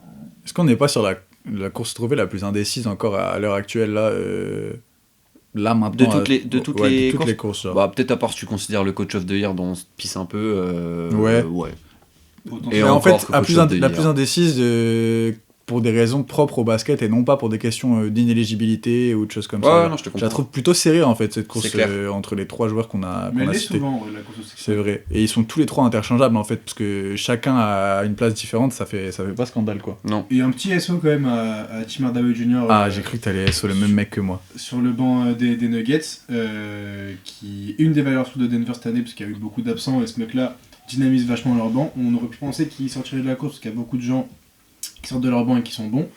Mais voilà, et il y a un SO aussi à Anthony Black, dont on a déjà parlé Ouais. tout à l'heure, mais qui est vraiment dans cette saison bizarre du Magic, un rayon de soleil en fait. Ouais, tout c'est simplement. vrai. Lui, pareil, selon le rôle qu'il Arrête a, de son nom de famille. Anthony Black. qui est pas du coup un rayon de soleil, Exactement, et c'est noir. parce que c'est sombre et tout. Soleil noir. Très bon rappeur. Très bon. Ouais, non, pas tant. Euh, Moi, je voulais faire un petit SO quand même à Dennis Jenkins à Oh. Détroit. C'est pas le 6e homme de l'équipe, c'est plus Stewart, mais en fait, quand tu penses à 6e homme, De ouf. je veux dire, il y a Cade Cunningham sur le terrain, qui est littéralement la raison qui fait que les Pistons aujourd'hui sont le meilleur bilan de la ligue. Mais dès que Cade Cunningham sort et que Dennis Jenkins devient le porteur de balle et le meneur, en fait, juste l'énergie qu'il apporte, Puis flow juste. Le Avec flow. avec tout le respect, hein. Ouais. Ça rentre en compte dans notre imaginaire. c'est vrai. Mais après, Dennis Jenkins, je trouve pas que ce soit un nom qui ait du flow, donc malheureusement, ça lui fait perdre des points de, Ouais, des mais points quand de tu le flow. vois avant tout que ça dégaine, moi, C'est je me vrai. dis, hey, tu peux t'appeler Tirwarchez, si t'as une dégaine comme ça, je m'en bats les couilles. Pour rappel, Dennis Jenkins, J'abuse qui un peu. était Tirwarchez ne ferait un jamais carrière en NBA. hein. Two-way. qui était un two-way à la base. Et que hein, c'est sa effectivement. 2e saison seulement en NBA. Et franchement, statistiquement, c'est pas encore très impressionnant. Il est en dessous des 10 points de moyenne et tout. Mais rien que dès qu'il rentre sur le terrain à Détroit, il se passe quelque chose, même si Cade est plus là en fait. Et je pense que cette saison-là, c'est impossible. Mais dans les années à venir, si les choses se passent comme elles devraient se passer, il sera un très gros candidat pour ce trophée dans le futur. Moi, Dennis Jenkins, continue mon gars. j'ai un petit, je peux mettre nous un écoute, petit. Bah oui, c'est. Je peux faire mon petit shout-out Bien aussi. sûr, bien Pourtant, sûr. vous savez que j'avais bien critiqué le joueur, mais quand même GG pour son apport en sortie de banc, parce que c'est un pétard ambulant, et que lui aussi, selon le rôle qu'il a en NBA, pourrait devenir Oh, dis donc là Je fais monter le suspense, les gars. Un sérieux candidat au Six Man of the Year, si ça reste un mec qui sort du banc. Rich Shepard, on a un candidat qui est quand même sympa Ouais, je peux en sortie l'entendre. de banc. Ouais, Et c'est vrai. c'est le profil type du Six Man of the Year C'est vrai. qu'on a eu sur les années Peyton précédentes, Pritchard, qui est, hein. qui est ton mec qui juste score de fou Ouais. quand il sort du banc, qui te met des 3 points from deep depuis le parking. Et puis voilà, c'était mon petit shout-out. Ouais, ça se comprend. Tout à l'heure, j'ai regardé un match des Knicks et Karl Anthony Towns a mis un panier à 3 et le commentateur a dit from downtown. Et j'ai bien aimé du coup. Downtown, c'est un Ouais. super jeu de mots qu'il a fait. Ouais, c'est top. Bravo à lui. Coach of the Year, les mecs. On passe à la course au Coach of the C'est Year. fou, hein, Coach. cette prédiction. Les tacticiens, finalement, les mecs sur le banc. Sur leur petite tablette, Ouais, ils griffonnent. Les challenges, la pression sur les arbitres, les changements bien sentis. Dire, qui est-ce que t'as, toi, en 3ème position de cette course au coach de l'année? Je sais pas, j'avais réfléchi qu'à mon top 1. Louis Kita en 3ème position Ouais. de ton trophée de... Et ben peut-être que je vais vous décevoir, les gars. Me déçois pas, s'il te plaît. Je suis désolé si je vous déçois en avance, mais Je sais j'ai mis Joe Mazzulla en 3. Ok. Énorme, Je trouve que ça s'entend et c'est pas un blasphème. énorme respect à ce qu'il a fait. Il a perdu beaucoup de joueurs importants et ce qu'il fait de ces Celtics-là, sans Tatum, avec autant de chamboulements l'été dernier, c'est incroyable et il faut le louer. Mais Ouais. tu gardes un effectif de qualité, c'est peut-être ça qui fait que tu restes 3ème. Bon, Pas l'effectif, pas tant. Hein. C'est un bon effectif, mais il le maximise clairement son C'est la potentiel. 2e attaque de la ligue. Ton Voilà. franchise player, c'est Jalen Brown quand même, tu vois. Mais C'est un franchise player, Jalen Brown. Mais du coup, ce que je dis, genre, c'est que c'est bien. Ah, ok. je mais oui. comprends et je suis d'accord, peut-être ça le fait baisser un Mais peu inconsciemment, mais je pense surtout qu'il y a deux mecs au-dessus que j'ai envie de valoriser plus que Ouais. Joe Mazzulla. En fait, c'est plus ça que... Surtout Coach of Enfin, the Year, on aime T'as bien. quand même perdu Drew Holiday, Christophe Porzingis. Mais je suis Oui, d'accord c'est avec ça, toi, c'est pour ça je qu'il suis est complètement dans mon d'accord. top. C'est Ouais. pas ça se résume pas à juste t'as une saison sans Tatum. hein. Parce Oui, que oui. sincèrement, avant que vous donniez vos autres top 3, je pense que c'est une course qui est intéressante parce qu'il y a beaucoup de noms qui auraient pu sortir. C'est vrai. Moi j'ai 3 noms et j'ai 2 mentions et clairement il y a 5 mecs, Ouais. s'ils sont top 3, c'est pas déconnant. Moi, en 3ème place, j'ai Jordan Hott de Phoenix. Parce qu'en fait, qui s'attendait à avoir Phoenix jouer comme ça, être là, à ce que ça clique aussi bien avec des mecs comme Gillespie ou Dylan Brooks qui arrivent. Enfin, juste le travail de Jordan Hott est trop impressionnant en fait, Ouais, donc clairement. il mérite sa place sur le podium. Moi, je vais pas paraphraser, j'ai Jordan Hot aussi dans le top 3, parce que tu peux pas ne pas récompenser le coaching des Suns, qui pour le coup, en plus, est vraiment, je pense, la raison numéro 1 des performances de cette équipe cette année, en fait, tu vois. Complètement. Genre, tu mets n'importe quel autre coach, t'es pas sûr d'avoir du tout les mêmes résultats avec l'effectif que t'as. Il a trouvé tout, comment fallait faire pour que ça clique, et qui, je pense, en termes de résultats positifs, c'est la franchise qui surprend le plus, en vrai. Je suis d'accord. Boston aussi, en vrai. Boston, San Antonio aussi, quand même deuxième. Oui, les Spurs, ça surprend, je suis bien d'accord. Mais oui, Phoenix est dans cette course. Moi, je l'ai mis en 2. Hein. Ok. Tu allais me poser la question, je vais pas faire plus. T'as bien fait ça. Je l'ai mis en 2. Et c'est fou, quand même, qu'un head coach rookie arrive comme ça, dans un costume qui est pas du tout trop grand pour lui. Il est bien taillé, le costume. Un gros SO à lui après sa saison. Il sort de chez le tailleur, le costume, il tombe là, les manches juste avant les poignets. Le pantalon. Il est amené au pressing après, il est repassé, il sent bon le costume. Mais il le porte bien, pour autant. Parce que t'as des mecs, le costume leur va bien, et au final, il arrive à la soirée, on le voit pas. Là, Jordan Hot, dans le costume, il arrive à la soirée, tous les yeux sont tournés vers lui. Hein. Il a du flow, il est sexy, ce serait pas un peu Jordan Hot? Elle est super, cette blague. En vrai, elle est top. Elle est très bien. Elle est géniale. Je sais pas pourquoi on est dur les uns sur les blagues, on n'ose pas rigoler alors qu'elle était très bien. Ouais. Merci les gars, ça me fait plaisir. Top 2, Arthur. Mon top 2, j'ai juste un peu interverti avec toi, Louis. Je mets mon Joe. Moi aussi. Mon Joe Mads. Mon Joe Mazzulla. Parce que pour toutes les raisons que tu as dit, c'est une suroptimisation de ton équipe. Et mention honorable, parce qu'il n'y a pas énormément de coachs qui le font alors qu'ils pourraient ne pas le faire, et qui ne le font pas par défaut. L'utilisation de tes jeunes joueurs, je trouve qu'elle est top. Et je trouve que ça, en NBA, c'est cool de... Ça à mettre en avant. Voilà, et de pas réfléchir au statut des joueurs et d'être en mode you bon, you play, et du coup et du coup je trouve que c'est honorable parce que après il avait pas vraiment le choix aussi. Non mais il avait pas vraiment le choix parce qu'il doit faire jouer les jeunes pour être dans le roster, il l'a toujours fait, mais par contre je trouve qu'il a une utilisation des jeunes de, par exemple je sais pas, Jordan Walsh qui était super bon en début de saison en montée, a eu des moments un peu plus down, et selon les match-up il va préférer donner plus de minutes à Hugo Gonzalez ou à Shai Herman s'il est dans une bonne game en termes de shoot, et je trouve que ça c'est honorable, et en vrai de vrai c'est le taf d'un coach. Et puis et en fait ce côté-là, ça finalement il y a que Josh Minot, je trouve, qui en a un peu fait les frais de cette gestion de t'es bon tu joues, t'es pas bon tu vas t'asseoir pour regarder comment on fait, mais pour le coup Hugo Gonzalez drafté au second tour, qui en fait il y a des actions dessinées pour lui pour qu'il fasse gagner des matchs, enfin vraiment comme tu dis, l'utilisation de ces mecs là est trop intéressante en fait. De toute façon c'est intéressant parce que tout ce que vous dites là sur l'utilisation des joueurs et tout, je vais y arriver, on peut vraiment l'intervertir aux deux coachs qu'on a cités là. C'est clair. Et en vrai de vrai, c'est peut-être notre biais inconscient qui joue, parce que vous avez mis le coach des Celtics et moi j'ai mis un assistant coach des Cavs devant. Donc c'est beau ça. Peut-être que ça joue un peu. Voilà. Vous avez qui en 1 on a le même, de ce trophée? Il y a moyen qu'on ait le même. Est-ce que vous avez Jean-Baptiste Je route pour lui depuis le début d'année. Évidemment qu'il est dans mon top. C'est vrai. On a fait des prédictions en off il y a 6 mois parce qu'on pensait pas faire de podcast à ce moment-là. Et c'était très très marrant, et Arthur avait route pour JB en mode ce sera mon combat de la saison.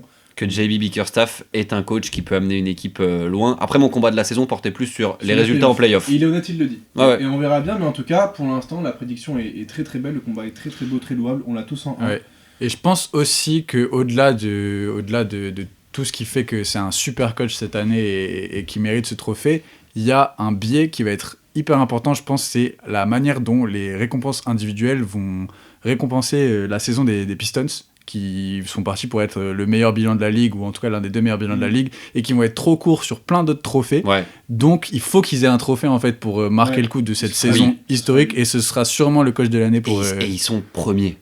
Et ils ont le meilleur bilan là en ce moment. Il y a un débat s'ils jouent le top 3, et que du coup t'es en mode est-ce que tu préfères pas les Suns parce que c'est vraiment surprenant, ou du coup rentrer Joe Mazzulla plus haut dans le débat. Là t'es premier, t'es JB Bickerstaff, t'emmènes les Pistons, parce qu'il faut rappeler que dans le timing les Pistons là il y a 2 saisons c'était la pire équipe. Oui, et puis dans passé de 6 à 1 quoi. Voilà, dans l'idéal là t'étais en mode c'est cool si tu finis top 4.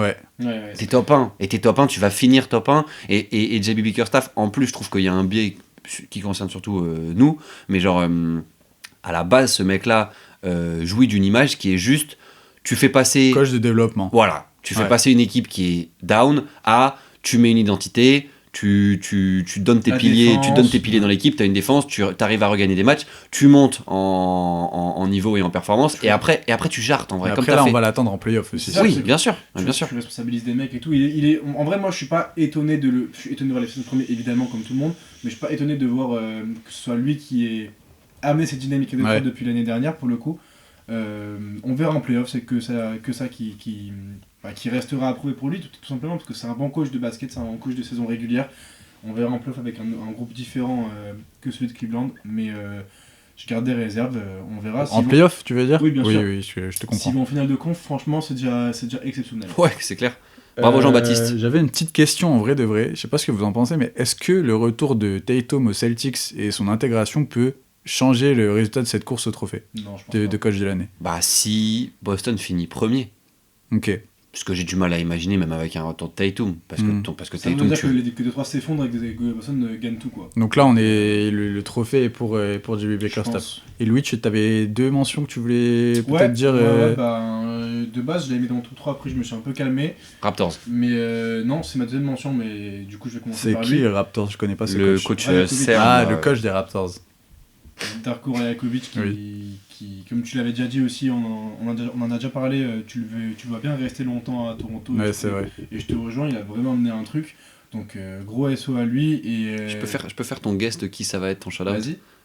C'est pas compliqué à trouver. Je pense que c'est Mitch Johnson. Bien sûr, c'est Ok. Johnson, ouais. Parce que pour le coup, et lui en vrai beaucoup de mérite parce que il pouvait y avoir quelques doutes quand il a remplacé Pop l'année dernière.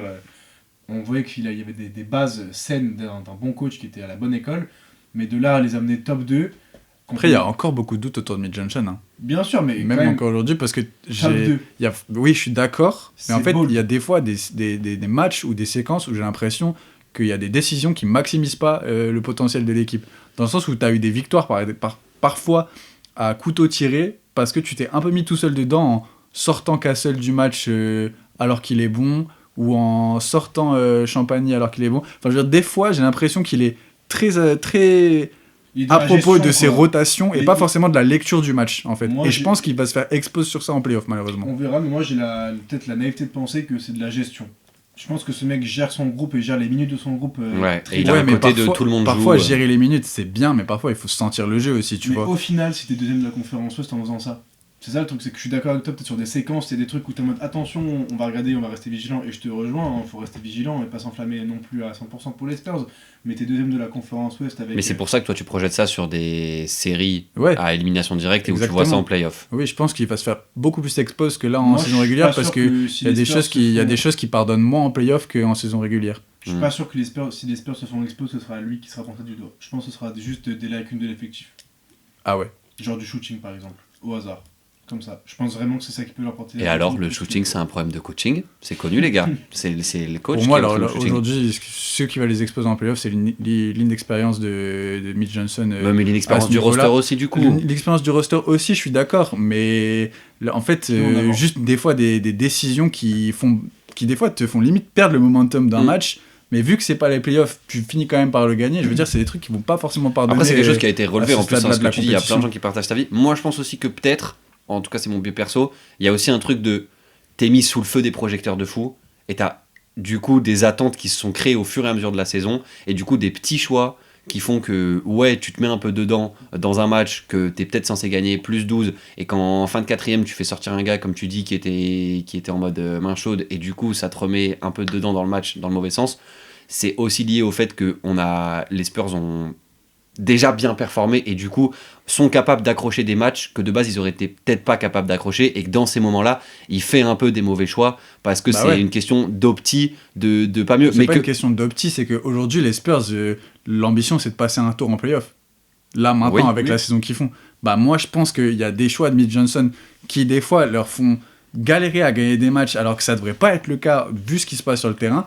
Et c'est des trucs qui passent en saison régulière, mais en playoff, avec le niveau d'intensité que ça demande, le niveau de précision tactique que ça demande, le niveau de connaissance du sens du jeu, du basculement des momentum, de la faute qui tombe là, pas faire la faute ici, un mec qui est bien dans son match ou pas bien dans son match, c'est des petits détails, des fois ça se joue à ça une série de playoffs, et je pense que Bill Johnson n'a pas encore les bonnes lectures nécessaires à ce niveau-là de compétition. En fait. Parce qu'en tout cas, de base, je voulais juste passer un SO pour le trophée du oui, coach oui. hier. Ouais, mais le débat, il est même pas dans le débat, en fait. Il Enfin, il est même pas dans la course, je veux dire.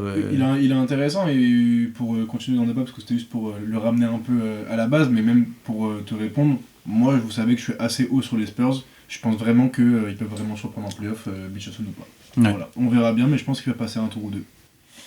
Et parce que je pense aussi, juste pour finir, que si tu prends un peu le truc à l'envers, personne n'attendait les Spurs aussi haut, et que s'ils se mettent dans les meilleures dispositions et qu'ils finissent 2-3, 2 pour prendre un mec qui sort, enfin une équipe qui sort des play-in, bah là pour le coup c'est GG à lui, et que s'il a des mauvais choix qu'il fait à certains moments dans le match, etc., faut les mettre en avant, faut les relever, et faut dire que oui, c'est parfois des erreurs de coaching, mais qu'il y a tout ce qui est fait en amont aussi, qui fait qu'on se concentre que sur ça, et que c'est pour ça que pour moi c'est plus des mini détails qui font que c'est pas peut-être Oui, non, mais après attention, hein, je dis pas que c'est un mauvais coach, non, j'ai bien compris.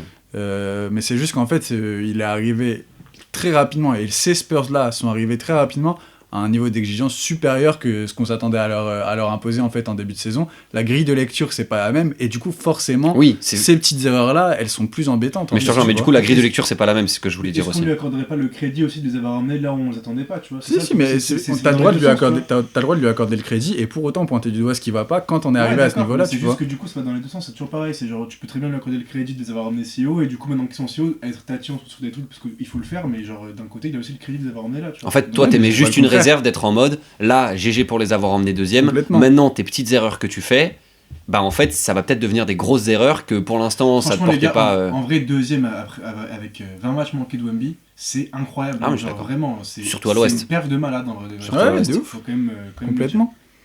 Il va faire une longue carrière NBA, le Mitch, à mon avis. Hein. Peut-être. Parce qu'il est très jeune aussi. Hein. Ouais. Jordan Hott a 40 ans. Et Mitch Johnson en a 18, je crois. Donc vraiment, il est parti pour rester là. Et Mitch Johnson a 39 ans. Ah merde. Et puis il aura quand même des enjeux, Mitch, cet été, parce que l'obtention du bac, pas facile. Je vous propose de passer à la dernière course. Bon, on s'en fout, c'est un trophée sans buzz en vrai, non? Au MVP. Ouais. C'est le meilleur trophée quand même. Non, c'est buzzless le MVP quand même. Bah, je sais pas, Louis, c'est le meilleur trophée. Je connais pas, moi. Ah, ouais. Voilà. En fait, les gars, MVP, c'est-à-dire Most Valuable Player. Oui. Bah, ça fait Donc c'est quoi? C'est genre. Donc c'est quoi? C'est genre. C'est en vrai, c'est quoi? C'est le meilleur joueur de la saison, en gros. Ouais, c'est ça. On s'en bat les couilles, non? On s'en fout. Bah, le meilleur joueur de la ligue, c'est quelle on parle du All-Star Game alors? Au meilleur coach, enfin, je sais pas, meilleur joueur.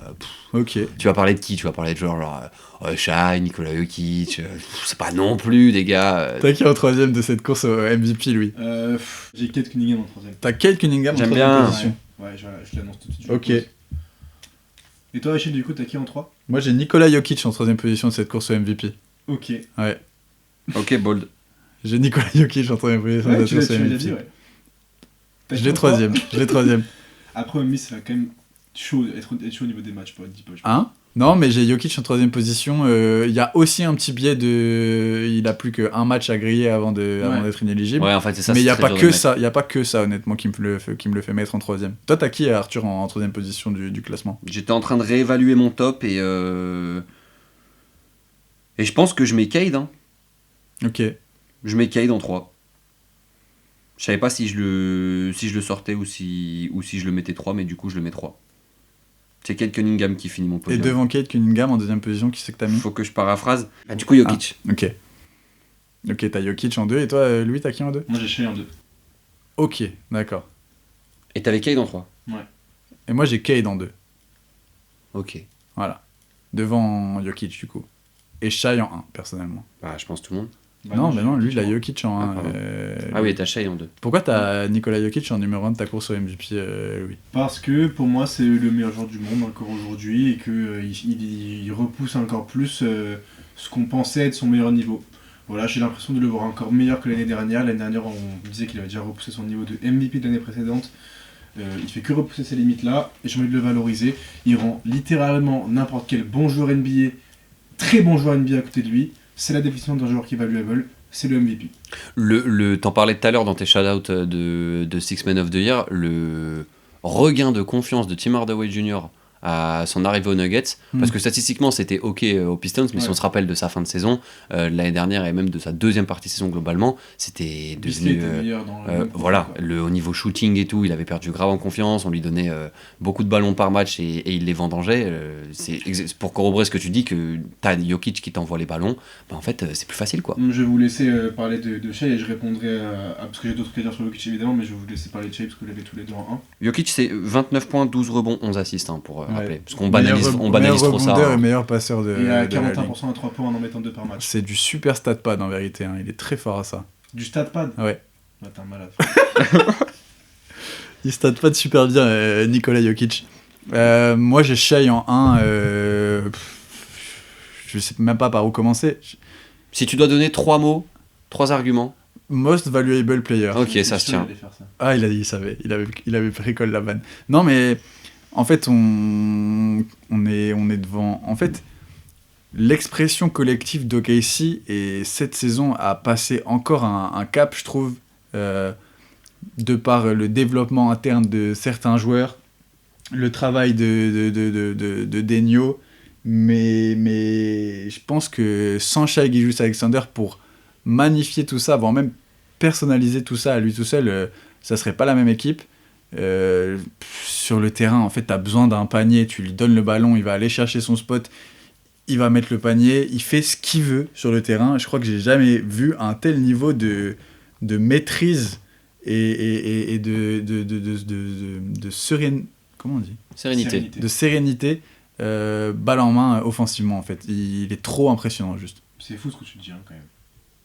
Pourquoi ? De dire que t'as jamais vu un tel niveau de sérénité et de confiance et balle en main, je trouve que c'est assez fou de dire ça quand même, tu vois. Pourquoi ? C'est très fort, mais juste que t'as jamais vu ça de ta vie, je trouve ça dingue. C'est juste ça. Ok, j'ai cru que... Je dis pas que c'est faux, je dis pas que c'est ton sentiment et il est légitime. Ouais, franchement, à chaque fois que je vois jouer Shai Gilgeous-Alexander, je suis impressionné Je comprends. Par la manière qu'il a de dicter son tempo, d'aller où il veut sur le terrain, mais même pas forcément que balle en main, même quand tu le vois en termes de déplacement off-ball, sa manière de se démarquer, il est toujours au bon endroit en défense aussi. La maîtrise et après de toute ma vie, je sais pas, tu vois, on a vu des mecs, on a vu LeBron 2018 ou des gars comme ça, mais c'est dans un autre registre en fait que le fait Shai Gilgeous-Alexander, et là au poste 1 j'ai l'impression qu'il est omniscient sur le terrain en fait. Moi aussi je dois juste rajouter quelques arguments. Efficience du mec, parce que c'est vrai, critiqué pour le côté free throw merchant et tout. Ce qui est même pas si vrai que ça. Non, c'est ça. On en fait trop. Statistiquement, on en a beaucoup fait. On en fait trop, de deux, c'est une qualité. De deux, c'est une qualité, parce qu'en plus, tous les joueurs sur lesquels on a changé de biais d'observation, parce que maintenant ils sont en fin de carrière et on est en mode quand même, offensivement, c'est trop zinzin et tout, ont tous été à un moment dans leur carrière, voire toute leur carrière, des mecs qui étaient capables d'aller chercher des lancers francs et qui, sur des spans de 10 matchs, t'en tiraient 12 par match. Tu vois.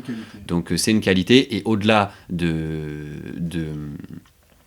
d'aller choper des lancers francs, c'est l'efficience au shoot tout court. Le nombre de matchs qu'on a vu dans la saison de Shai Gilgeous-Alexander où il loupe 3 shoots en prenant 15, c'est déconné, alors que le gars est défendu le fer tout le match. Et ce qui joue aussi en sa faveur, enfin un argument pour lui, parce que c'est un argument qu'il vaudrait aussi pour Jokic, c'est aussi le côté de, certes collectivement, comme tu dis, ils ont passé encore un step et tout, mais il a aussi tenu l'équipe en l'absence de certains joueurs quand même, quand Jalen Williams a été absent, qui est quand même la deuxième option, Shai Gilgeous-Alexander a pas perdu en niveau, on s'y attendait, tu vois ce que je veux dire, mais il continue de prouver que sur ça il est bon. Puis il y avait les 3 points qui posaient question, il a progressé l'année dernière. Cette année, il a encore progressé à 3 points, il est passé à 39% derrière la ligne. En plus de cette maîtrise et cette efficience, t'as l'impression que le plafond n'est pas encore atteint, quoi. Et je crois que c'est ça qui me fait le plus peur, honnêtement. C'est qu'il continue à progresser. Il continue. Et est-ce que c'est pas ça qui nous fait, parce que j'ai la même observation que toi, c'est pas ça qui nous fait un peu nous biaiser pour le mettre premier, parce qu'on visualise encore la marge de progression, là où en vrai, si ton débat pur c'est qui est le meilleur joueur de la ligue, c'est plus Jokic que Shai. Je trouve que c'est très dur entre les deux. Je trouve qu'il dégage plus de confiance, et que vu qu'il y a aussi un truc, un biais du fait qu'il soit devenu champion et qu'il était MVP plus champion l'année dernière, qui fait qu'on le voit différemment, il dégage encore plus d'aura sur le terrain, pour parler clairement. Du coup forcément on le voit meilleur. Je suis pas sûr qu'il ait tant progressé que ça par rapport à l'année dernière, de façon très froide et très factuelle. Rien qu'à 3 points, il a progressé. De 2%. Genre, oui, c'est une progression, mais c'est pas non plus un game changer par rapport à comment vous le décrivez. Pour le joueur que c'est, je trouve que c'est un game changer parce que. En termes de progression, si tu prends les stats bruts dans tous les cas, c'est sensiblement pareil. Il y a des trucs sur lesquels c'est moins important, à part à 3 points où c'est le seul truc où il a vraiment progressé, tu vois. Donc, c'est pas pour faire le hater, j'adore ce joueur et vraiment, c'est un bête de joueur, mais. En termes de progression, pour moi, c'est juste dans la continuité, tu vois. Et c'est mon sentiment. Je pense que le côté progression... Oui, mais si c'est dans la continuité, c'est quand même en progression. Bah non, dans la continuité, ça veut juste dire que c'est du même niveau, quoi. Du même niveau qu'un truc qui était déjà excellent l'année dernière, tu vois. Pour moi, c'est ça. Moi, je le trouve plus létal et encore plus froid derrière la ligne à 3, en fait. Et alors que avant, pour défendre Shai, tu pouvais te dire que tu bloquais la pénétration et tu l'empêchais d'aller sur ses spots, tu le forçais à tirer à 3 points, oui, c'est vrai. Tu vois, et maintenant en fait il est en train de se rapprocher des 40% à 3 points. Donc tu le défends comment maintenant ? Tous les trucs que vous avez dit sur Shai et sur le côté impressionnant qu'il a et le côté diffuseur de genre juste symbole d'une équipe qui domine, etc., je les trouve tout aussi vrais et même plus vrais pour la plupart pour Nikola Jokic qui est juste trop pris pour acquis à mon avis. Mais Jokic, si tu prends le niveau aussi, ce qu'on disait, évolution, progression et tout, Jokic n'a pas progressé entre l'année dernière et cette année non plus. Bah moi je trouve que si, sincèrement. Je trouve que vraiment chaque année il repousse un peu plus ce truc, que ce soit par l'impression visuelle et par le côté, il rend encore plus les autres meilleurs autour de lui. Donc vraiment le côté valuable dans sa définition sémantique. T'as des mecs qui progressent autour de lui comme Peyton Watson, etc., qui sont des bons joueurs. Je suis pas convaincu qu'il ait la même progression ailleurs, Peyton Watson, que s'il était à Denver. Je pense vraiment que ce serait le role player qu'il est aujourd'hui, mais en étant moins impactant que là à Denver. Bruce Brown revient à côté de Jokic, Tim Hardaway revient à côté de Jokic. Parce qu'après, Strauser est un bon joueur NBA à côté de Jokic, là où peut-être que ce serait le 11e ou 12e dans toutes les autres équipes, tu vois. À un moment donné, genre, c'est trop important pour moi dans le côté valuable. Mais OKC, pour prendre le contre-argument, je dis pas que t'es raison ou que t'es tort, mais pour prendre le contre-argument, OKC aussi a un côté. Tes joueurs sont ultra bien utilisés et sont embellis probablement par la présence de Shai Gilgeous-Alexander. Ouais, mais je pense que c'est pas qu'une force de collectif en mode le pouvoir de l'amitié, tu vois. Je trouve sincèrement que c'est moins le cas encore un peu moins. Pour OKC, je pense que vraiment, en fait, je te rejoins sur le côté. Je pense sincèrement, je coupe juste 2 secondes, je pense que vraiment Jokic avec l'attitude du Thunder sans dire que c'est incroyable je pense vraiment qu'il rend les mecs encore plus meilleurs que Shai, tu vois, et que Shai mais là c'est juste que c'est pas les deux mêmes joueurs aussi. Enfin, je suis d'accord que Jokic rend les autres meilleurs plus que Shai ne le fait, mais moi dans l'impression visuelle et dans le côté là, j'ai besoin d'un panier à tout prix. C'est ça qui me fait mettre Shai Gilgeous-Alexander devant Nikola Jokic en fait, parce que Nikola Jokic des fois une définition différente du titre de MVP et c'est ok. Nikola Jokic des fois t'as des séquences qui moi me tu parles des matchs où il rate 3 tirs et c'est impressionnant. Jokic, il y en a trop des matchs comme ça et on les notifie. C'est pas forcément une histoire de pourcentage ou quoi, c'est plus aussi une certaine élégance en vrai qui moi va me faire mettre Shai devant, c'est-à-dire que visuellement ce qui me renvoie Shai Gilgeous-Alexander, je le trouve nulle part ailleurs dans le basket, tu vois. Après il faut bien capter qu'on est en train de comparer deux mecs qui sont sur des standards all-time en fait, tu vois. Donc c'est sur des différences d'appréciation et de la subjectivité que tu vas mettre l'un ou l'autre devant. Moi, je te dis, c'est vraiment ce côté-là où en fait, aujourd'hui, Shai Gilgeous-Alexander est arrivé à une telle maîtrise de son basketball qu'il a besoin d'un panier, il va aller le chercher tout seul comme un grand. Je sais pas, il y a un côté... je comprends et je suis d'accord, encore une fois, c'est compliqué de pas être d'accord avec ça, mais juste, il y a un côté, ce que fait Shai, c'est jordanesque. Ce que fait Jokic, on l'a jamais vu. Et c'est vraiment trop important aussi dans ma perception que j'en ai. On banalise le fait d'avoir un pivot qui a 29 en vrai, non, c'est pas tant banalisé. Bah si, parce que tu le mets pas MVP, tu vois. Alors qu'un mec... Bah parce qu'un MVP, c'est pas forcément quelque chose qu'on a jamais vu, gros. C'est aussi... Oui, mais tu vois, ce caractère-là mis à part... 29, 12, 11 à 41% à 3 points, mais je suis d'accord avec toi, c'est une anomalie. C'est banalisé, genre... Oui, je sais pas si c'est banalisé parce que tout le monde se rend compte à quel point ce que fait Jokic est all-time et la carrière qu'il est en train de faire et le joueur qu'il est en train de devenir, même dans des classements all-time de joueurs, etc. Pour autant, est-ce que c'est ça qui fait que c'est le mec le plus valuable de la ligue aujourd'hui ? L'aspect statistique et c'est du jamais vu, je pense pas.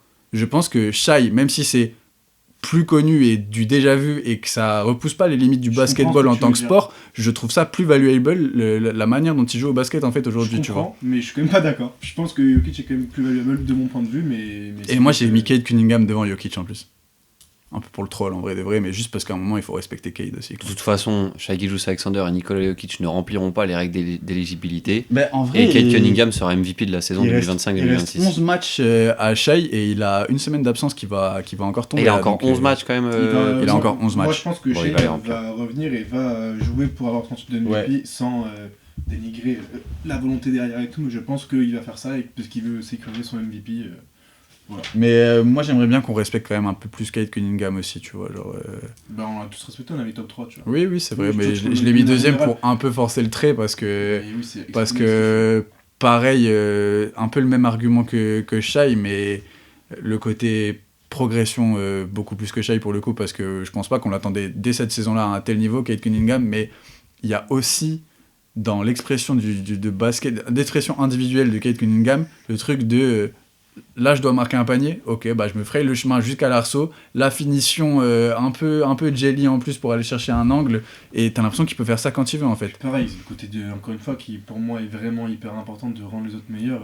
Cunningham à ce niveau là c'est littéralement des top meilleurs joueurs NBA, pour ça qu'il est si haut. Et puis là en ce moment t'as la suspension de Jalen Duren, la Cade Cunningham il se pointe au Madison Square Garden, il met 42 points et 9 passes sur la gueule des Knicks et il gagne le match à lui tout seul en fait, tu vois. Qu'est-ce qu'on est en train de voir aussi Cade Cunningham là, et une capacité à être clutch aussi Cade Cunningham, où il peut être à 15 points à la fin du troisième quart-temps et finir à 29 parce qu'il te fait juste un quatrième quart-temps où il est en mode les gars c'est serré, je prends les choses en main, allez on va gagner le match. Je trouve ça bien de valoriser des meneurs qui sont des franchise players parce que c'est trop rare. Ouais, c'est dur. Genre on a vu Stephen Curry faire ça dans la décennie et c'est ouf ce qu'il a fait. Mais il y en a très vrai ce que tu dis, ouais. Genre là t'as Shake où c'est le cas, même si c'est un combo et tout, il est meneur de jeu et c'est un vrai point guard. Il joue meneur. Voilà, il joue meneur.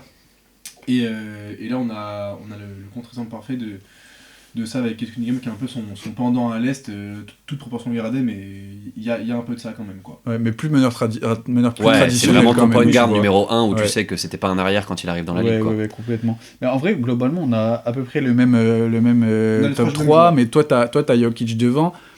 Est-ce que vous pensez que Jokic va passer en inéligibilité ? Oui. Ouais. Bah, il a combien de matchs ? Un match. Bah oui. En fait, là, il a encore un joker à griller, quoi. Et ils vont pas le faire jouer coûte que coûte. Ils vont pas être. Ouais, lui, déjà, ils s'en bat les couilles parce qu'il en a déjà eu. Et que en plus, je pense que les Nuggets sont vraiment focus playoff là et pas legacy de Jokic. Et si tu dois ménager ton joueur et qu'il a pas son trophée, c'est pas grave, tu vois. Okay. Et du coup, si Jokic n'est pas éligible, vous mettez qui monte sur votre top 3 ? Bah, moi, j'ai Shai, hein. Ah oui, dans le top 3, tu veux dire, je vais avoir Brown qui va monter dans le top 3. Aussi haut ? Ouais, donc je le mets devant Doncic aujourd'hui. Ok. Parce que bilan collectif. Et en termes de valuable, désolé, mais encore une fois, je suis très très chiant sur le mot, mais genre Luka Doncic aujourd'hui aux Lakers dans cette saison-là, je précise bien, est beaucoup moins valuable que Jalen Brown. Après, c'est le meilleur scoreur de la ligue, Doncic. Oui, mais je suis d'accord avec toi, hein, mais je pense que Doncic finira devant Jalen Brown. Oui, il y a le côté image, tout le monde attend qu'il soit top 3 MVP et qu'il l'ait un jour, du coup ça va rentrer en compte, mais si on enlève le côté storytelling de l'équation, Brown doit être devant Doncic. Hein. Dans le top, tu mets un JB et Donovan Mitchell, vous les mettez vraiment extrêmement loin ? Non. Ils sont quand même close. Moi je les mets plutôt loin. Mais l'un de l'autre, je parle. Hein. Non, justement, moi je l'ai mis en mention. Genre, je mets quand même Brown devant à l'instant T, mais si les Cavs finissent deuxième de la conférence, pour moi ça se joue un peu aussi. Mitchell est quatrième. Saison de fou de Jalen Brown qui surprend en plus parce que il commence très fort et que les flashs sont sur lui et qu'il assume un statut où il y avait encore en vrai du doute. Tu vois, on n'était pas sûr qu'il l'assume. Là où Donovan Mitchell, c'est une valeur sûre. La continuité de la saison de Donovan Mitchell. Pris pour acquis pour Jokic tout à l'heure, je crois que le mec le plus pris pour acquis aujourd'hui de la ligue c'est Donovan Mitchell. Oui, mais ça c'est toujours pareil, c'est un côté, les gens confondent le niveau réel d'un joueur et le côté tueur en playoff, soi-disant, je mets des gros guillemets sur le côté tueur parce que pour moi ce mec est un tueur, mais juste sur le côté achievement. Après, sans même parler des playoffs et tout, il y a aussi le fait qu'il est toujours joué dans des petits marchés, globalement. Oui, mais du coup, t'es pris deux quand t'es petit marché, plus en playoff, les gens sont déçus de toi, à tort ou à raison. Malheureusement, tu seras toujours pris pour acquis, même si tu étais un joueur comme Mitchell qui est juste exceptionnel. Pour ces raisons-là, moi j'aurais Mitchell derrière Doncic qui est lui-même derrière Bron, en fait, en vérité. Bah, Je dis pas que ce serait mérité, hein, Ouais. je pense que ça serait immérité. Ouais, mais là, du coup, on parle de nos avis à nous, tu vois. Moi, si je suis Adam Silver, je suis d'accord, mais si je suis Toi Louis, à l'instant T, je mets clairement Brown et Mitchell devant Doncic. Même si en termes de stats, oui, Doncic est beaucoup plus impressionnant, mais en termes de valuable, désolé, il est derrière. Donc toi, si on fait la projection avec les règles d'inéligibilité et qu'on dit vraisemblablement que et Wemby et Jokic vont sauter, Ouais. Ouais, mais Wemby, il est derrière pour moi, tous Oui, ces oui. mecs-là. Hein. Sur le classement du MVP. Wemby est encore derrière Mitchell et encore derrière tout ça. Ouais, Dans ma pour tête moi, à moi, oui. Dans la tête d'Adam Silver, je pense pas. Pas du tout. Parce que vraiment, quand tu vois pour le coup, là, je prends vraiment la sphère américaine, les odds et tout pareil, ça. c'est- Wemby, il va être, s'il est pas top 5, il est top 6 MVP cette année. Ouais, Ouais. il va être très haut. Hein. Alors que l'impact statistique est moindre, hein, on est d'accord, hein, mais ouais. Mais c'est fou, par contre, Doncic, on en a parlé vite fait, mais la glissade de ce mec qui pourtant a été annoncé et il sera haut Il dans avait le top. commencé la saison comme ça en plus. Ouais. Hein. Ouais, et qui a été annoncé comme un maxi favori. À l'image de les- l'équipe à l'image des Lakers, hein. À l'image Ouais. de la saison des Lakers, en fait, Déceptive qui a as fuck. commencé très fort et au final qui va finir C'est clair. dans l'anonymat général, limite, j'ai envie de dire. Quand ils vont se faire sortir. Au premier tour de playoff. Après, est-ce que. Moi, je pose juste une question avec votre vision à vous et en même temps la vision de la NBA, parce que c'est deux trucs un peu différents. Si les Lakers finissent 4ème, ce qui est largement possible, hein, même 3ème, parce que c'est très très serré entre la 3ème et la 7ème place, s'ils finissent 3ème de la conférence Ouest, est-ce que Luka est pas top 3 ? Vous me répondez par votre avis. Moi, à je vous, pense et que- pour Si l'avis de Jokic, la si NBA. Jokic est pas éligible. Si Jokic Oui, n'est pas quoi. éligible, Bah. Non, même pas en fait. Est-ce qu'il passe clairement je pense pas que Cade sortira du top 3 aujourd'hui. Ah ouais Je pense que ça y est, Cade a. Si Luka est 3ème de la conférence Ouest, je pense que la NBA ne met pas que Luka top 3. Moi, je pense vraiment que la NBA va faire Après, ça. c'est pas la NBA, c'est des journalistes qui Oui, votent, mais voilà, c'est- t'as tu compris vois. ce que je veux dire. Bah, moi, je pense pas. Moi, je pense que Cade est Et trop en train de mettre tout le monde d'accord, en Mais fait, je tu crois- vois. mais je crois que c'est à vérifier, hein, on vérifiera, mais je pense que les finalistes, les 3 finalistes des trophées, je crois que c'est la NBA qui choisit. Hein. Il est inéligible, pas encore, Luka aussi, il y a ça qui pose question. Ah, c'est une autre question. Je crois qu'il lui reste. Luka, il lui reste. Ah, c'est pas marqué sur la truc que j'ai là, putain. Ah, je sais pas. Kyle Cunningham, c'est 25 points, 6 rebonds et 9,8 assists. Ah, Et, sympa la et stat. le meilleur bilan de la ligue. Hein. Oui, le Hmm. meilleur passeur de la ligue aussi, je crois. Deuxième c'est derrière Jokic. Jokic. C'est vrai. Ouais. Un, Pour acquis, un, mais moi je prends pour acquis. un très beau top 5 MVP. C'est vrai que cette année, c'est, si on veut conclure quand même. Ouais. Mais en fait, là, pareil, c'est personnalisé par Jokic et Shai, mais on est en train d'atteindre des niveaux de talent individuel dans la ligue, Jamais c'est vu. du jamais vu. J'ai Hein. jamais vu. Tu vas avoir des courses à 5 mecs jusqu'à la fin d'année et où tous, tu peux faire des top 5 interchangeables et où c'est pas une honte, quoi. Oui, pour l'instant, tu as quand même Shai Jokic au-dessus de la masse. Oui. Mais je suis d'accord avec mais toi à sur terme, les, sur ça va les, changer, sur les quoi. seeds 3 à 6, 3 à 7, aujourd'hui, t'as. Bah parce que tous les autres mecs qu'on a cités derrière sont pas dans les mêmes timelines de leur C'est vrai carrière, à aussi. part un Doncic où c'est peut-être un petit peu plus évident de le mettre Et haut. Brown aussi. Parce que Cade et Wemby, ils vont pas faire une pire saison dans leur carrière que celle qu'ils J'espère. sont en train de faire. Tu vois Ouais. ce que je veux dire Ouais, En termes de statistiques individuelles, en tout cas. complètement. C'était cool. Peut-être qu'on se retrouve en vrai, on a, mis- Ouais. on a pris beaucoup de temps, mais c'est Il y, ça avait valait des, le coup. il y avait des choses à dire. N'hésitez pas en commentaire, là où vous regardez le podcast, ou vous écoutez plutôt le podcast, de vous Vous donnez mettre vos top 3. vos top 3, vos top 1, ou juste vos top 2, ou vos top 5. Vous allez, N'hésitez pas à dire si c'est des avis calamiteux aussi. Ouais, on Très, veut très, tout savoir. Très, très curieux. on passe à la dernière séquence. Dernière section, on va revenir sur le All-Star Weekend de façon globale. Tu veux un petit jingle All-Star Weekend. Eh ben il a fait le Il a fait jingle. le jingle et il était super en plus ce jingle. Bon les gars, déjà... Bon les gars, c'était super ça. Petite question pour commencer cette séquence. Avis rapide sur le All-Star Weekend au global. D'abord juste le All-Star En Weekend vrai, au global. pour moi, les 2 premiers matchs de dimanche ont sauvé le week-end. Hein.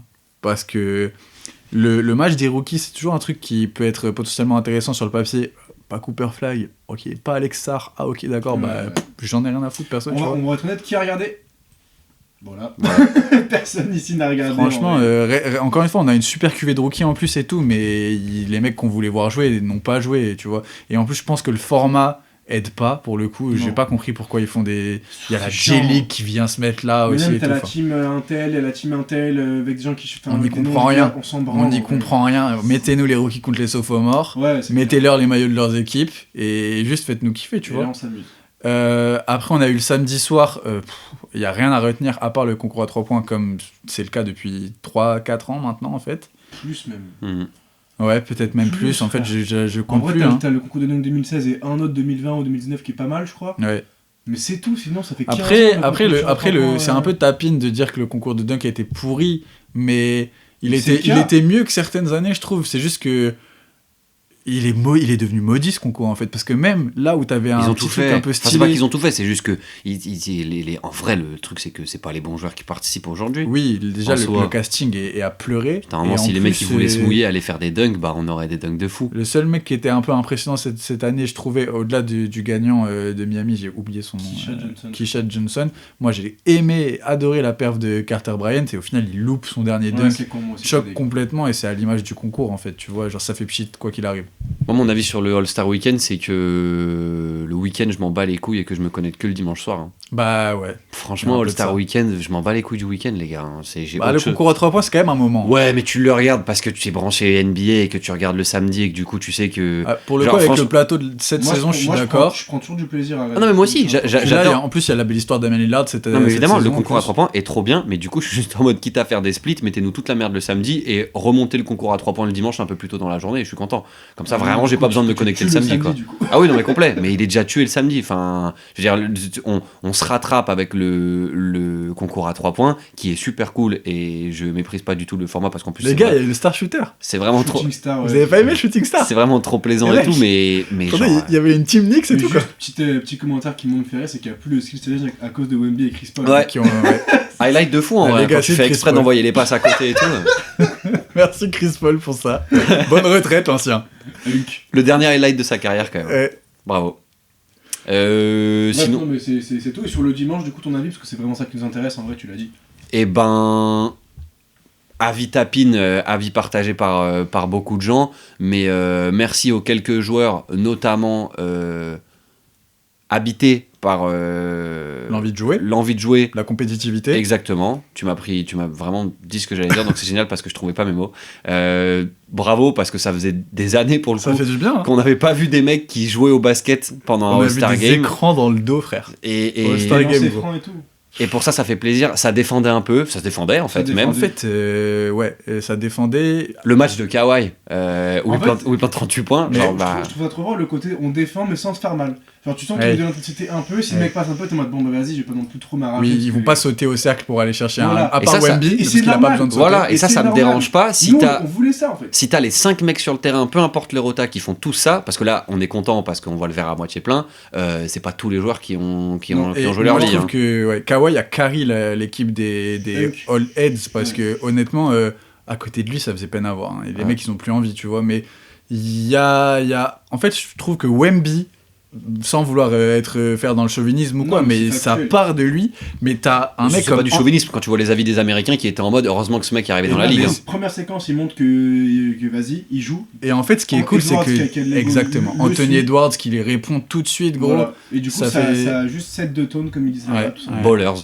Et franchement, Après, le dernier match était moins bien. C'est redescendu en intensité d'un seul coup. Après, mais je trouve que c'est super prometteur, encourageant pour la suite en vrai. Sachant que le format, oui, t'as une équipe qui win à la fin et c'est quand même ça qui importe. Mais en vrai, ce qui est cool, c'est de split en plusieurs matchs pour que le spectacle il soit réparti. Oui, donc au final, si tu me redonnes un All-Star Game la saison prochaine où le dernier match il pue la merde, mais que les autres ils sont bien, je serais pas déçu par le All-Star Game, tu vois. Voilà, c'est ça. On avait une Team World sans Shai et sans Giannis Antetokounmpo qui en vrai sont deux gros compétiteurs. Je sais pas si Shai voudra jouer le All-Star Game vraiment. Je pense qu'avec la Team World, vu comme ils se tirent un peu vers le haut tous là, je pense que oui. D'ailleurs, Luka Doncic et Nikola Jokic ont fait pitié. Sur non, ça s'est senti, ils étaient habités aussi. À un moment, il s'est assis comme ça. Ouais, c'est ça. Le moment où il a pris la gourde là et qu'il a bu, frère. Le moment où Luka Doncic a cheer pour Wemby, franchement, il a mis une espèce d'envie de vaincre dans son encouragement. C'était dingue. Hein.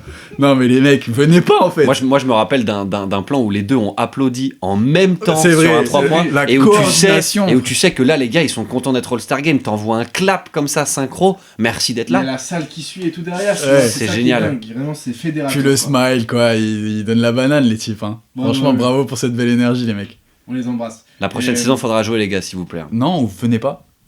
Ouais, mais bon. Bah, tu te déclares blessé, tu viens pas, frère. Après, tu l'as ton étoile, c'était oui, voilà. Dans la Team World, il y aura peut-être des mecs qui auront un peu plus envie de jouer, quoi. Jamal Murray, il nous a fait un truc. Je sais pas s'il avait envie de jouer et il était nul ou s'il était là pour c'est un peu troller. hein. Non. Je pense qu'il avait vraiment envie de jouer et qu'il était vraiment. Ah, il était. J'ai Est-ce que vous pensez que Kevin Durant a passé un All-Star Weekend un peu particulier? Lui, c'était pas concentré sur le basketball. Il a quand même sorti son portable entre deux lancers francs que lui-même tirait. Vas-y, mon gars. Non, en tout cas, c'est un avis partagé par un peu tout le monde, et puis ça s'est vérifié avec un record d'audience depuis très longtemps. C'est fou, ça. Hein. Louable. 46 millions et le triple de l'année dernière. Est-ce que tu peux insister sur cette statistique et la répéter? Le triple de l'année dernière. Donc, c'est quand même dingue. Hein. L'audience de l'année dernière. Alors oui, on en a parlé un peu en off, il y a le côté le diffuseur qui joue. Et le diffuseur qui change. Qui joue. Mais vas-y. Je pense que le format joue aussi. Le format joue énormément. World, ouais. Donc c'est extrêmement Wemby. Donc moi les gars, j'ai juste une Wemby aussi à vous poser. Il y a Wemby aussi dans l'équation. Qui a fait du bien. Attention au match. Au niveau des matchs. Ouais, pour le trophée de putain, le running gag m'emmerde, les gars, je vous le dis. Est-ce que les gars, vous avez des idées d'amélioration pour ce format? Comment on pourrait faire encore mieux? Est-ce que déjà vous êtes satisfait par les compositions des équipes? La Team World, on la connaît, ce sera toujours ça et c'est ok. Mais le côté Young Stars et le côté moi j'aime bien. Tout, vous aimez bien ça? Ouais, moi j'aime bien. Oui. Moi j'aime bien parce qu'en vrai de vrai, si les Old Head Team veut pas jouer, en vrai je peux le comprendre, les mecs, en plus là on parle ça nique pas le format en fait. Ouais, c'est ça, et en fait t'as une équipe qui va lâcher, alors que si tu mélanges les générations et que t'as des mecs frustrés parce que t'as d'autres gars à côté qui sont pas là pour jouer, alors donc dans cette idée-là j'aime bien, et aussi parce que ça permet de créer une rivalité au sein même des équipes américaines, où t'as les mecs qui ont t'as Anthony Edwards, gros, il a KD en face de lui, il a les dents qui rayent le parquet, le poteau, tu vois, tout ce qu'il veut c'est aller lui coller un dunk sur la tronche. Donc, et je pense aussi que le Old Head, l'équipe Hunk qui existe, je sais pas si c'est vraiment la volonté, mais est aussi un peu là pour pas récompenser, mais donner du clout aux mecs qui sont sur leur dernière carrière, leur dernière saison en carrière, et où du coup c'est cool de les mettre ensemble parce que t'as un affichage qui est sympa pour les fans, t'as tous les mecs qui ont déjà fait plein de All-Star Games ensemble, qui sont dans la même équipe, et où du coup c'est cool, mais aussi le format reste le même, les Hunk de 3 ans seront pas les mêmes,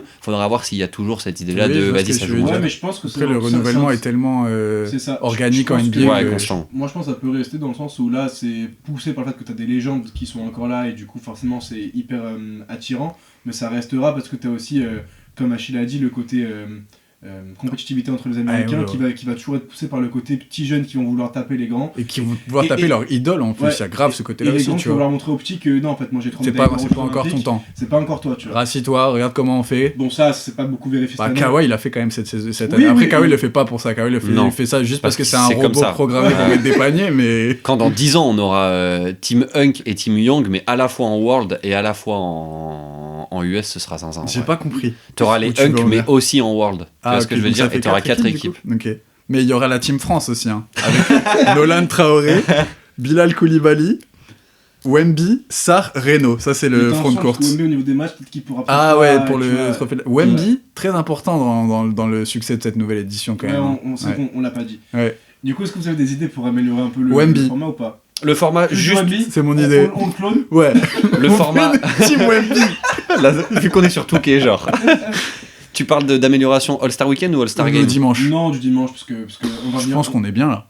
On est d'accord. Hein. Faut donner quelques saisons pour évaluer sur un panel, parce que c'est super dur de le faire sur. Le fera, le mot panel. Au bout de 2 ou 3 ans. T'as bien aimé le mot panel? Comme ils l'ont fait avec le Ella Mending, que moi j'avais kiffé la première année en 2020, là, le côté on a un score target à atteindre. Ah ouais. Ça a bien marché. Après, il y avait le côté 2020, hommage à Kobe et tout, qui font que les joueurs ont beaucoup joué aussi. Mais sinon, le All-Star Game là, tout le monde l'oublie un peu. C'était incroyable, les gars. Oui, c'est vrai. Ça s'est foutu le cul par terre. Mais en fait, là, il y a un côté où c'est un peu court. Les matchs sont un peu courts, je trouve. Mais en même temps, est-ce que tu peux en attendre plus? Non. En fait, les mecs, on a aussi à. Enfin, ça va être le serpent qui se mord la queue. Après, si tu veux que les mecs jouent, tu leur mets pas 35 minutes, 2 minutes de jeu. Soit ils jouent 2 matchs, donc 24 minutes, soit ils en jouent 3 et ils jouent 36 minutes. C'est ça. Donc c'est ok en vrai. Donc en vrai, moi, je trouve pas qu'il y ait d'amélioration particulière à faire sur ce dimanche. Sur le week-end peut-être par contre. Ouais. Et on va y venir les gars, justement. Ramener plus de stars en bord terrain peut-être quand même. Ça manquait un peu de. C'est bon, Spike Lee, frère, ça y est, on a Oui, c'est vrai, compris. je suis d'accord. C'est vrai qu'il y a Spike Lee laisse ta place, mon gars. C'est qu'on avait manque d'habitude. Ouais, ouais, Mais ouais. bravo pour la bandoulière. C'est vrai, ouais. Surtout dans le contexte, mais bon, on va pas parler. Non, Parlons basket. Hein. Mais du coup, pour le. On est apolitique, nous. Ah bon. Pour le samedi soir. On parle de ce qui se passe sur le parquet parce que sinon. Et là, je peux te dire que Spotify vont s'affoler, ils vont dire c'est qui les 3 Gugus. C'est qui les 3 Gugus. Abonnez-vous. Ok, les gars. Je faut que j'arrête de dire ok, les gars. À chaque fois, c'est une catastrophe. On fera un petit cut. On va faire plein de petits cuts sur les trucs et tout. Hein. Pour le samedi soir, les gars, on a vu fleurir encore cette rumeur Mac Fleurir. du 1v1 et du 2v2. En hommage à Curry, LeBron et Katie. Pardon. J'ai dérapé. Tu recommences? On peut arrêter là en vrai. Non, vas-y. Vas-y. Pour le samedi soir, on a vu encore cette rumeur insistante du 1v1 et du 2v2 Oui. fleurir sur les réseaux sociaux. Oui. Ça a l'air d'être un peu sérieux, ils ont l'air vraiment de le considérer. Je pense qu'ils vont encore changer des choses pour le samedi soir à la NBA. Bah moi, le Mac McClung, Carter Bryant en contre 1, je veux le voir. C'est ça. Hein. Moi, j'ai du mal à y croire aussi. Hein. Les mecs, ils sont très forts pour parler, pour dire moi, je les prends tous en 1 contre 1. Surtout qu'on a déjà eu le cas au Dunk Contest, des rumeurs toute l'année, des mecs qui vont participer et qui participent pas. Et j'ai peur que le 1v1, ça finisse comme ça aussi, quoi, tu vois. Sachant que tu peux t'exposer beaucoup plus en 1v1 que sur un Dunk Contest. Il y a des mecs qui voudront pas le faire. Hein. Après, je sais pas, Jalen Brown, par exemple, a l'air motivé à le faire. C'est pas parce que je suis fan des Celtics que je dis que je crois en ce mec, mais un peu quand même. Non mais tout dépend, en vrai, oui, c'est toujours pareil, tout dépend qui y va, et si la première année où ils mettent ça en place, t'as des joueurs un peu cool qui le font et qui se donnent, ça pourra donner des idées aux autres les prochaines années. Moi, je pense que si ça se met en place, on sera pas déçu parce que le format sera cool et que dans tous les cas, un format de 1 contre 1, même si tu mets des mecs, même des randoms en vrai.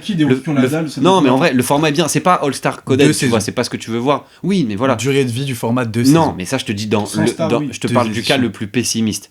Moi, je pense qu'en vrai, on n'aura pas de star superstar, tu vois. Oui, ça, genre, les mecs qui jouent le All-Star Game, il y en a pas un qui fait le 1 contre 1.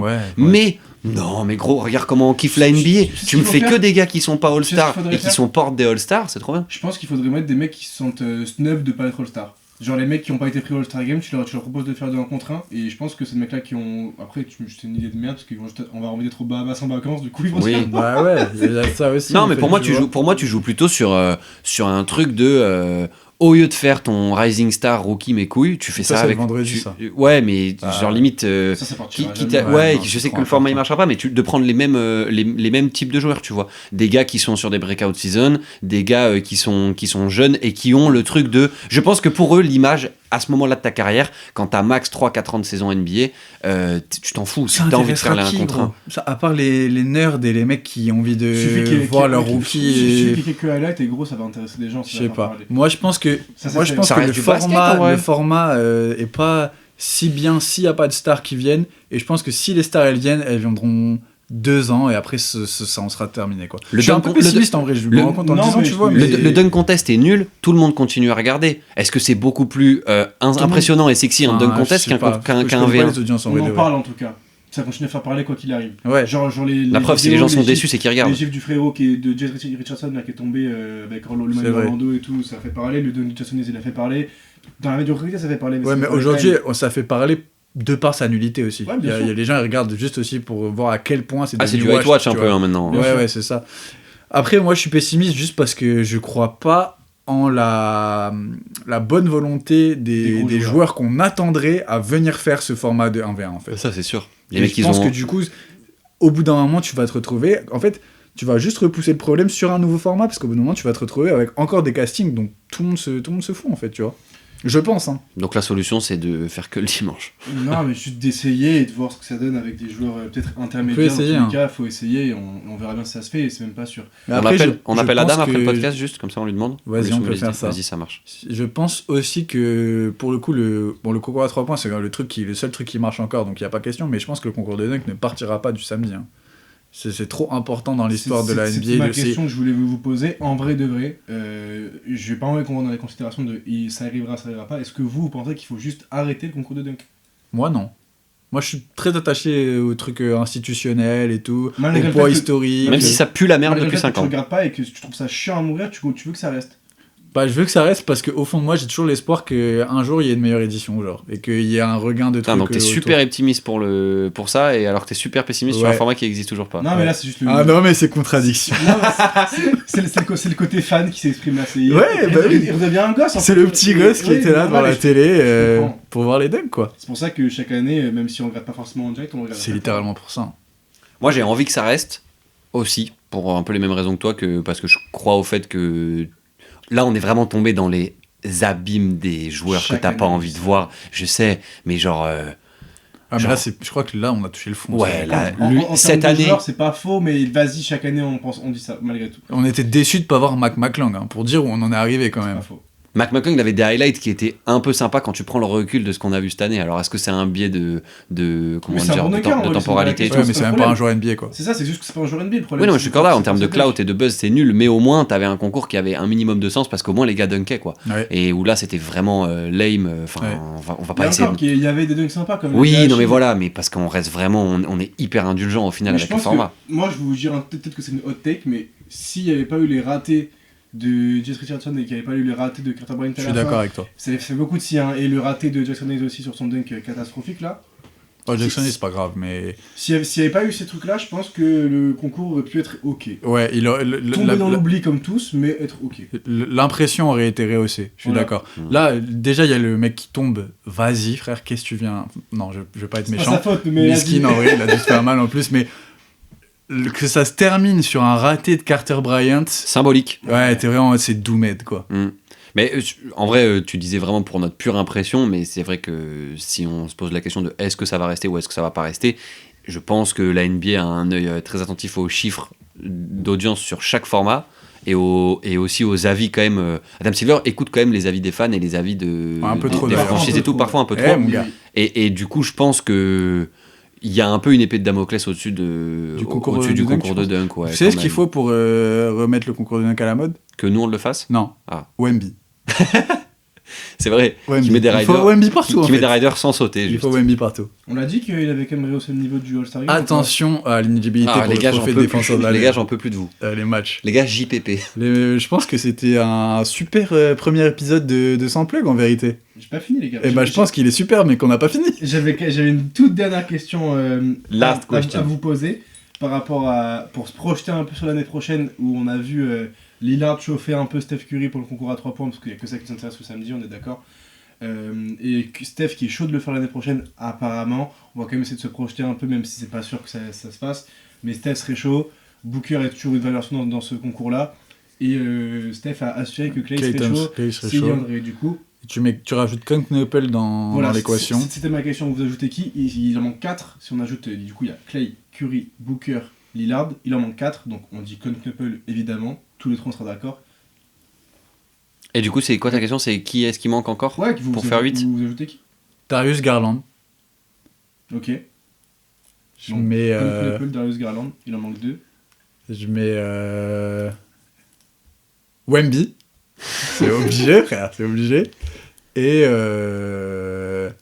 Parce que les Stars s'en battent les couilles de faire le concours à 3, du coup en vrai c'est possible de voir des gros joueurs le faire.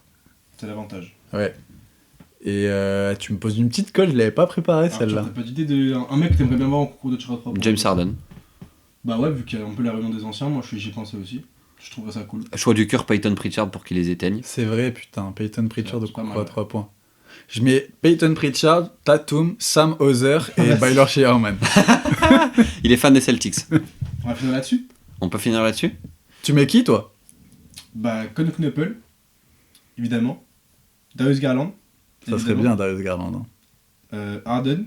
Ouais. Pour le côté Hunk, réunion et tout, ce serait sympa. Et en dernier, Naz Reid. Kevin Durant. Ah ouais, carrément. Ouais. Ah ouais, carrément. J'ose le Kevin Durant. Il sera sur son 5e burner account à ce moment-là, donc il sera pas dispo, je pense. C'est très dur de shooter avec le tel dans la main gauche. C'est pas faux. C'est vrai ça. Mais ce serait à Phoenix en plus. Donc et est-ce que c'est son exercice à KD ? Je suis pas sûr aussi. Pas forcément, mais c'est pas grave, j'ai quand même envie de le voir, c'est à Phoenix et tout, ce serait rigolo. En plus, il participerait avec Staline avec lui au concours à 3 points avec Booker, donc ce serait stylé. C'est vrai. Ah, il viendra jamais. Non. Bah voilà les gars, merci à tous les deux, merci à tout le monde d'avoir Merci à écouté. toi, Louis. C'était génial. Merci à toi, Louis, surtout. Merci à Je toi. trouve, je trouve franchement que t'as été grand, que t'as été exceptionnel, Merci. t'as été Mais vous serein. l'avez tous été les gars. En C'est vrai, plus, tu tu trouves t'as accueilli ce premier épisode dans ton palace parisien. T'as et failli ça, dire je pense que- studio. J'allais dire ton superbe appart, Ah, et ouais, en fait, bah- au final, je me suis dit, je vais dire palace. Ok. Ouais, comme ça, Parce les qu'il faut gens savoir que pensent- Louis est très riche, en fait. Et donc, qu'il a un énorme appartement. Exactement. Je suis le C'est pour seul. ça qu'il peut y avoir un peu d'écho d'ailleurs dans les Ouais. micros parce que ça résonne dans d'ailleurs, t'appelles ça un séjour, toi. Ouais, exactement, Ouais. exactement. On rappelle que je suis le seul alternant ici. Hein. Un peu de vie privée dans ce podcast, ça, Et ça moi, je suis le humanise. seul alt boy, mais personne ne dit rien. Altboy. Ouais. Fous-toi à Paul tout de suite. Hein, ouais. Non, ça On va restera laisser pas. là-dessus. Ça moi aussi, restera va pas. rester gros. Ok, Bah, c'est bon, moi je sais que le cut, je le fais sur le photo à poil tout de suite, rire et il y aura le cut. ok. Prom dog. Allez,